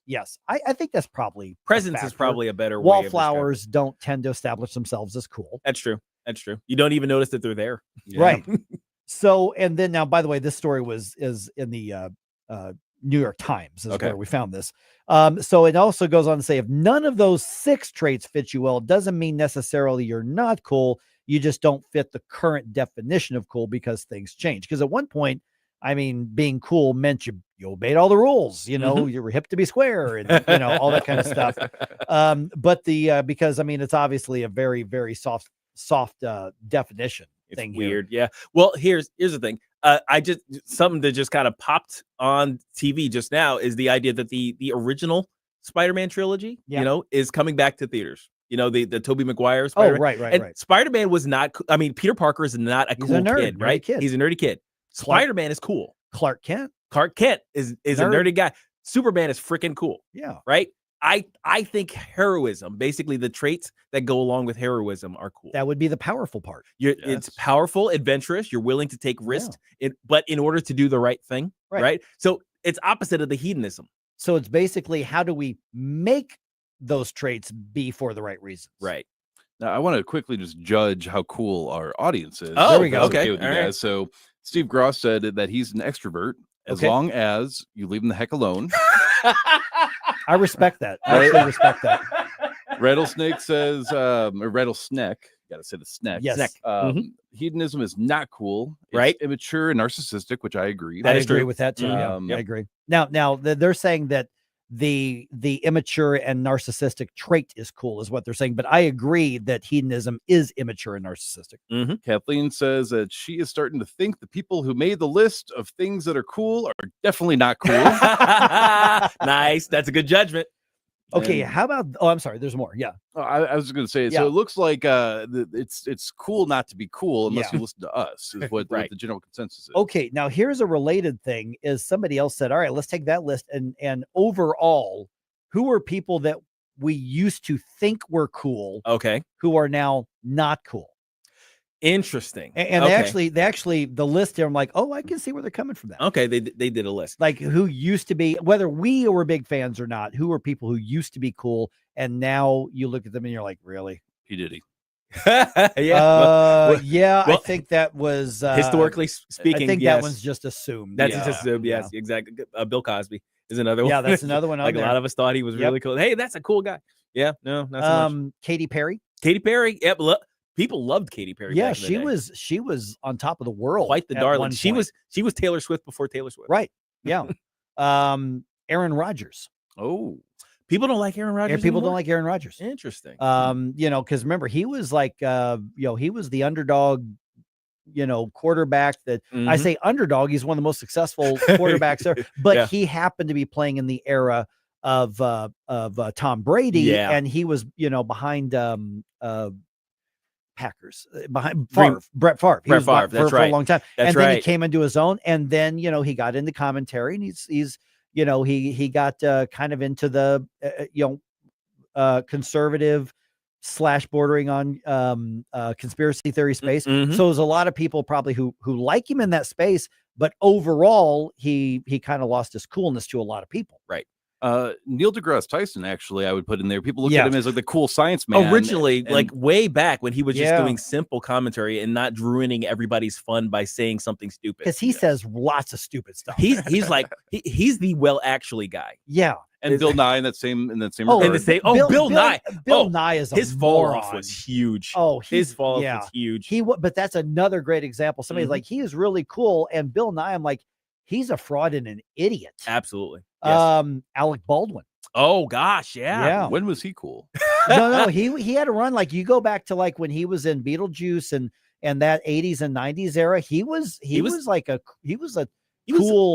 cool guy and Among the it people. he really was. Bill Belichick, Justin Bieber, JD Vance. Oh, Because remember when Wait, JD Vance used to be cool, but now remember he's when- not. Well, when Hillbilly Elegy came out before he ran for the Senate. Oh yeah, okay. You got to remember Yep. who's making this list, Right. I actually Is this think he's list cooler now, though. Yeah, I think he's cooler now. Yeah, but he appealed to everybody, Right. and then you pick a side. Mhm. Drake, Okay. Yeah. Prince Harry, I heard about that one. yeah, and Katy Perry. See, the interesting thing is, I never thought any of these people were that cool. I know. Also, Katy Perry. Face. It's like God's best work, all in one place. For the haters ain't perfection. Can't you say? It's a burden being wonderful like me. Mike Ferguson in the morning Always be yourself, unless you suck. on NewsTalkSTL. From the Michaels Flooring Outlet Weather Center. I'm meteorologist Leah Hill with your first alert forecast. Great news. The cold front is now to the south, which means we're going to steadily feel that humidity dropping throughout the day today. Temperatures near 87 degrees. Today is actually the coolest day that we will have for some time. Mostly sunny skies by the afternoon, in the 70s overnight, back in the 90s tomorrow. The humidity begins to creep up by Friday. That's your first alert forecast. I'm meteorologist Leah Hill. Fox News commentary. LA's sanctuary madness just got trumped by AG Bondi. I'm Tommy Laren. More next. Sponsored by AxeCap Ventures. America, listen up. Gold prices are breaking records. With inflation raging and central banks hoarding, every American should own gold. And like President Trump said, whoever holds the gold makes the rules. AxeCap Ventures owns one of Nevada's largest undeveloped gold deposits and trades for pennies on the dollar. This could be your way to ride the gold boom. AxeCap trades under GARLF on the OTC. Visit axecapventures.ca today. Los Angeles might be fine with aiding and abetting illegal immigration, but that won't work for President Trump. AG Pam Bondi announced the administration is suing LA over its sanctuary policies, alleging they interfere with federal immigration law as well as impede federal agents from performing their enforcement duties. Bondi added those policies are also a driving cause of the violence, chaos, and attacks on law enforcement. That was certainly the case during the LA riots. The DOJ points to the supremacy clause that prohibits lawless cities like LA and others from flouting federal immigration law and just doing whatever the heck they want. The lawsuit has been a long time coming. Truth is, lawlessness, especially immigration lawlessness, doesn't just impact LA or California. Those policies make us all less safe, and it's about time this administration uses its Trump card to lay down the law. I'm Tommy Lahren, and you can watch my show, Tommy Lahren is Fearless, at Outkick.com. Hey, Jamie Allman here for my good friend Harry Parker and the ultimate seafood dining experience at Gulf Shores, GulfShoresRestaurantandGrill.com. Gulf Shores offering a unique dining experience with a vast, mouth-watering menu of all of your favorite delicious dishes, something for everyone's taste or palate. 3 convenient locations, Edwardville, Creve Coeur, and St. Peter's. Dine in, carry out. They've got a food truck, too. Friendly staff. Looking forward to seeing you, making your dining experience one you will remember. Gulf Shores RestaurantandGrill.com. Summer in St. Louis means one thing: Cardinals baseball. It's more than a game. It's an STL tradition. The crack of the bat, the roar of the crowd, the boom of the fireworks. It's the soundtrack to summer for Cardinals Nation. So grab your cap and glove and take your spot in the stands, because in St. Louis, baseball is more than a melody. It's our favorite song. This is Victor Scott II, and there's something for everyone at Busch Stadium. Meet us at the ballpark on Sunday, July 13th, as the Cardinals take on the Braves. 20,000 fans ages 16 and up will score a slick retro warm-up jersey courtesy of Mercy, and 10,000 kids 15 and under can grab a one-of-a-kind Cardinals basketball thanks to the Pasta House Company. It's fun for the whole family. Don't miss it. Get tickets at cardinals.com/promotion. St. Louis Cardinals for the Lou.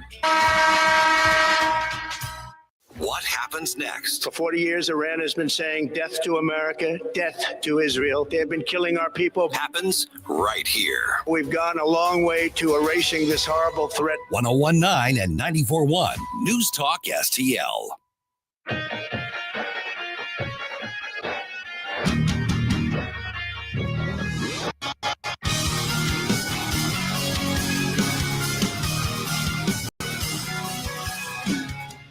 Hi, this is Susie Moore. Check out my show, Red State Radio, Sunday afternoon at 4, right here on News Talk STL. Now it's back to Mike Ferguson in the morning. All right, are we at the stage, or are we at the point of being fiscally responsible in Missouri, or are we just at that, this is a good start stage? And then more importantly, where do we go from here? Now, I would like to issue a quick reminder, though. There will be no Flashback Friday this week because of the 4th of July. We're not going to be here, and hopefully you all are going to have a great time. But for Thursday, you can submit to us your best America music. It doesn't have to be from the 80s. It can be from any era, as long as it represents what you feel makes us feel patriotic and represents 4th of July. There you go. All right, joined by Camelia Peterson from Americans for Prosperity. Okay, so interesting announcement by the governor yesterday, and I've had it in kind of our news update throughout the morning here. The governor posts a video, and he signs the state budget, and he says that, hundreds of millions of dollars are being vetoed through the line item veto, and other spending restrictions are being put on there. Obviously, that's, I hopefully everybody says, okay, great. There's some restraint on that. One of the governor's opponents, Bill Eigel, says the budget will still be over $1 billion out of balance, spending far more than we expected to take in. And yet another record-setting budget with another record for wasteful spending. And then he criticizes the governor as well. So how do we assess this objectively, Camelia? Is it a matter of, okay, we could do better, but we're moving in the right direction? Or should we feel good about some fiscally sound principles being applied? Or is there some other way to assess where we're at before we can decide where we go from here? Well, good morning. I always like to say that it's a good day to say no to your government. And I do kind of feel like that Governor Kehoe kind of said no to the government yesterday, which made me very happy, right? But yes, I mean, like, I do think that it would be more appropriate to say that this is just a good step in the right direction, right? I think it's a significant step, and I think that it was important for him to demonstrate that he recognizes the need to cut spending and that this is a problem in Missouri. So overall, I mean, $2.23 billion, like a large chunk of that was the MoDOT stuff that, he said was really probably, they didn't pass the law that authorizes those federal funds. But I mean, I'll take even that, because the truth is, even if some of that number were funds that were going to come from the federal government, we're entirely too dependent on the federal government as well. So I think we take the wins where we can get them, and I would definitely consider this a win. And I really appreciated that when he talked about this, that he talked about the trade-offs. He said, if we are going to do things, and he laid this at the feet of, the legislature for, increasing DESE funding, at record levels, much higher than what he had put in there. And even he had put more than they've had before as far as an increase. He said, if we're going to do those things, if we are going to cut taxes, all of these, the things that a lot of people want for Missouri, he said, and if we are going to look at, eliminating, the income tax next year, he said, we have to cut spending. And so, did we get all the spending cuts we could have gotten and would like, in, this particular budget? Of course not. But I do think that, a governor who is willing to publicly acknowledge that and stress that issue, and then make the cuts that he did in the line item vetoes, like, I think that that's a real positive. Okay, so I also want to take a little sidestep on the thing you just gave me a heads up on a few minutes ago, Camelia, and that is one of the biggest wins, I would say, for our side was increasing the school choice for the Most Scholars program. Now we've got, the public education establishment, some of the activists there suing to try to stop that. What is it that we know about that so far? Yes, I just saw this just a few minutes before it came on the air, but apparently the Missouri NEA is filed a suit to stop the $50 million appropriation to the Most Scholars Missouri School Choice Program. That was something that was a really high priority for Governor Kehoe. He feels really strongly about expanding school choice. So it's probably not entirely unexpected. So I think that they have anticipated this to a certain extent. But basically, they're trying to say that this has never been done before, and you can't, allocate this money out of the general fund into this school choice program. And basically, what they're mad about is that they're calling this vouchers. And I'm like, yes. Mm-hmm. Yeah, I mean, these are vouchers for, like, yeah, that's good. Because it basically went from the tax credit program to a full-on voucher. When we're proactively putting money into it, it becomes essentially a voucher. I mean, they're not wrong about that, but voucher programs have been upheld as legal in other parts of the country. Absolutely. And, I know voucher has been a dirty word, kind of in the school choice realm for a long time now. But let's just be transparent and real about this. It's vouchers is what we want. Like, we want the money to follow the child. And if you want to call that a voucher, then so be it. But it is time. And I've said multiple times about this, that I really do believe that this was Governor Kehoe's way of, like, kicking open the door and breaking the mold on what we have been stuck in. Like, Missouri is so behind all of the other states that are making progress in this, and it really is detrimental for the kids of Missouri. So I really love that this has been such a priority for him. And, like, this is what we want. Like, we want the money to follow the child. Okay, so let's take one last question on this, and then I want to kind of go back to where we go from here. When if the worst case scenario happens, let's say the Missouri NEA wins the legal action, which I don't think they will, but if they did, that's not saving us money, because then the money would just be redirected back into the failed public school system, government school system anyway. So, that's not a net savings if they win. They just want the money into a slush fund for themselves. They don't want it going to parents who are going to be more efficient with the money and more targeted with the money. So there's my initial thought on that. We're visiting with Camelia Peterson from Americans for Prosperity with Missouri. Yeah, I didn't know if you had an assessment of what happens, but we don't save money if they win. And it's a way of, we're not saving money by them putting it into the Most Scholars program. It's just a better use of the money.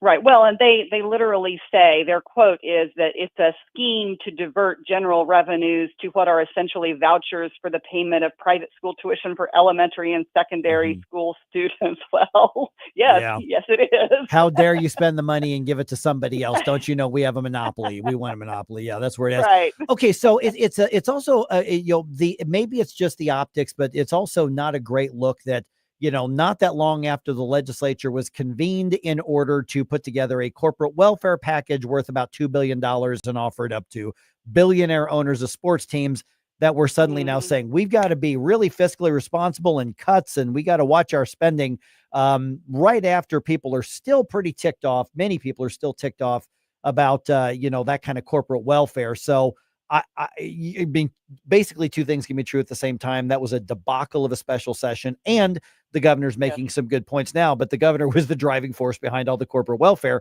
So where do we go from here? And what do we know about what his fiscal plan and what his basically his outlook and thought process is going to be moving forward?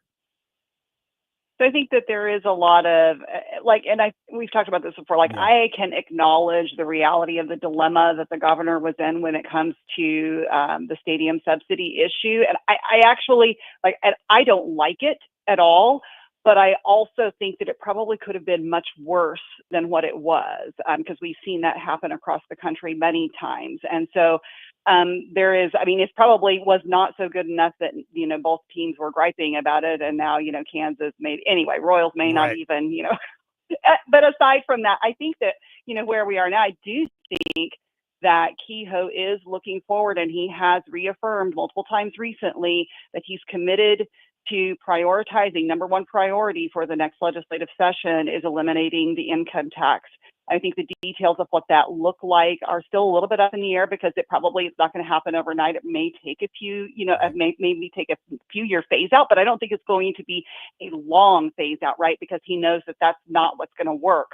So, there are going to have to be, there's a lot of hurdles to go with that. And I think that there is the reality that you can't just not replace any of the income. So we're going to have to adjust our taxing structure in other ways, which I think is a good thing. I think we need to change how we do taxes. If we're going to do taxes, let's do them in a way that makes more sense for the people of Missouri and that is more transparent.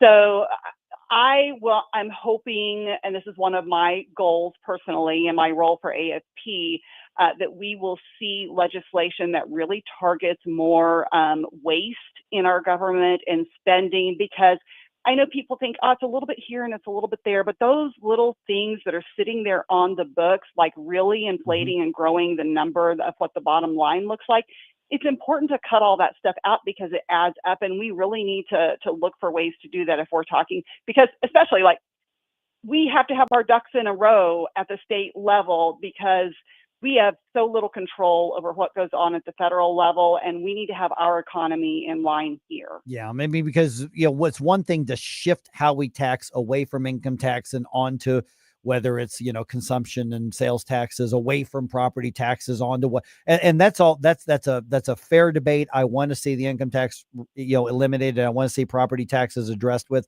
but none of that's going to work if we don't stop the spending. And that doesn't mean, we're not going to spend as much as we thought we were going to. We're not growing as much as possible. It's almost become cliche in conservative circles. But the reality is, until you are spending fewer dollars than you did last year, it's going to be harder and harder to cut the taxes. Yes.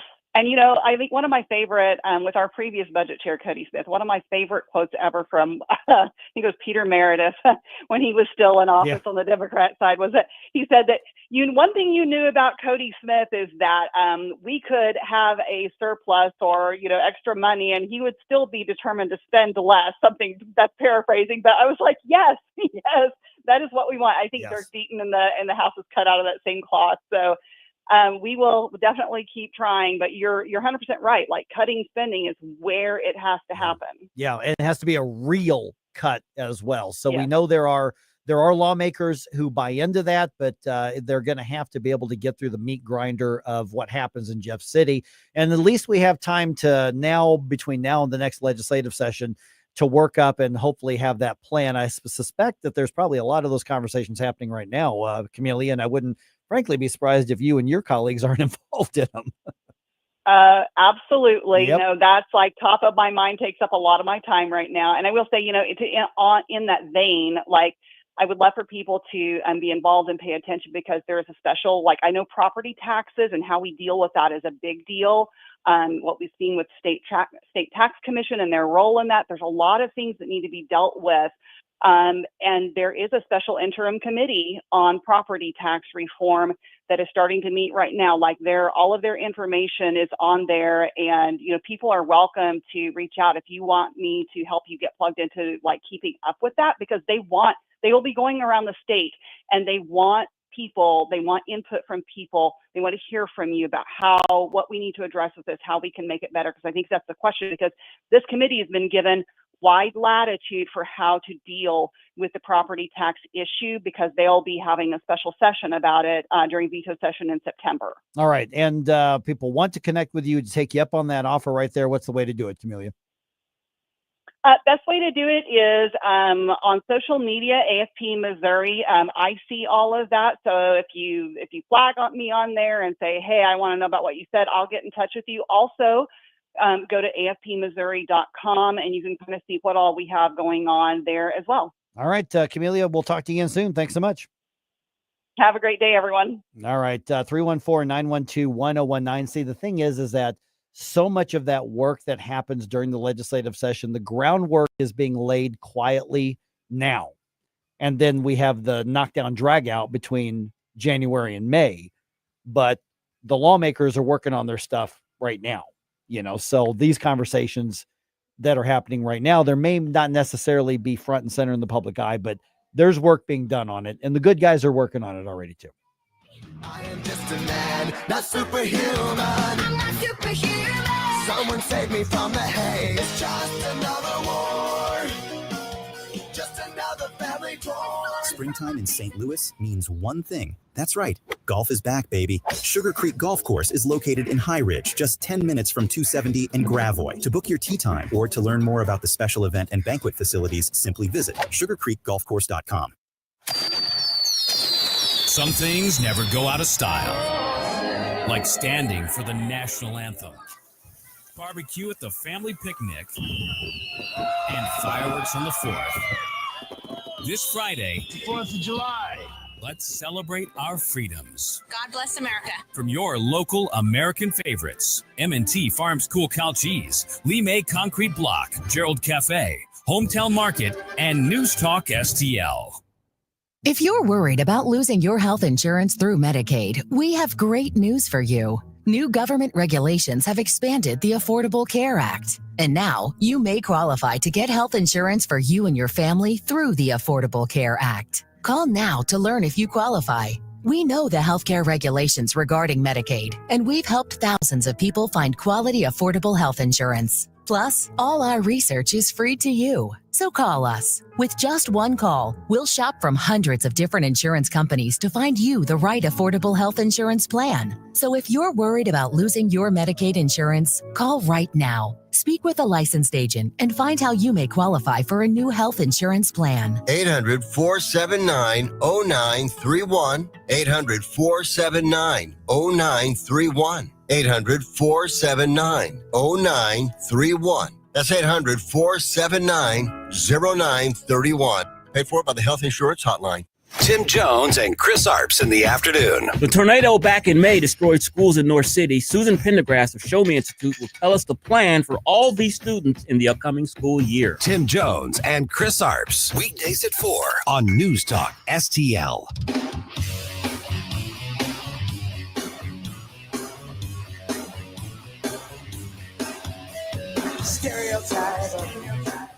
Hi, it's Vic Porcelli. And Ken. Hi, Ken. Hey, Vic.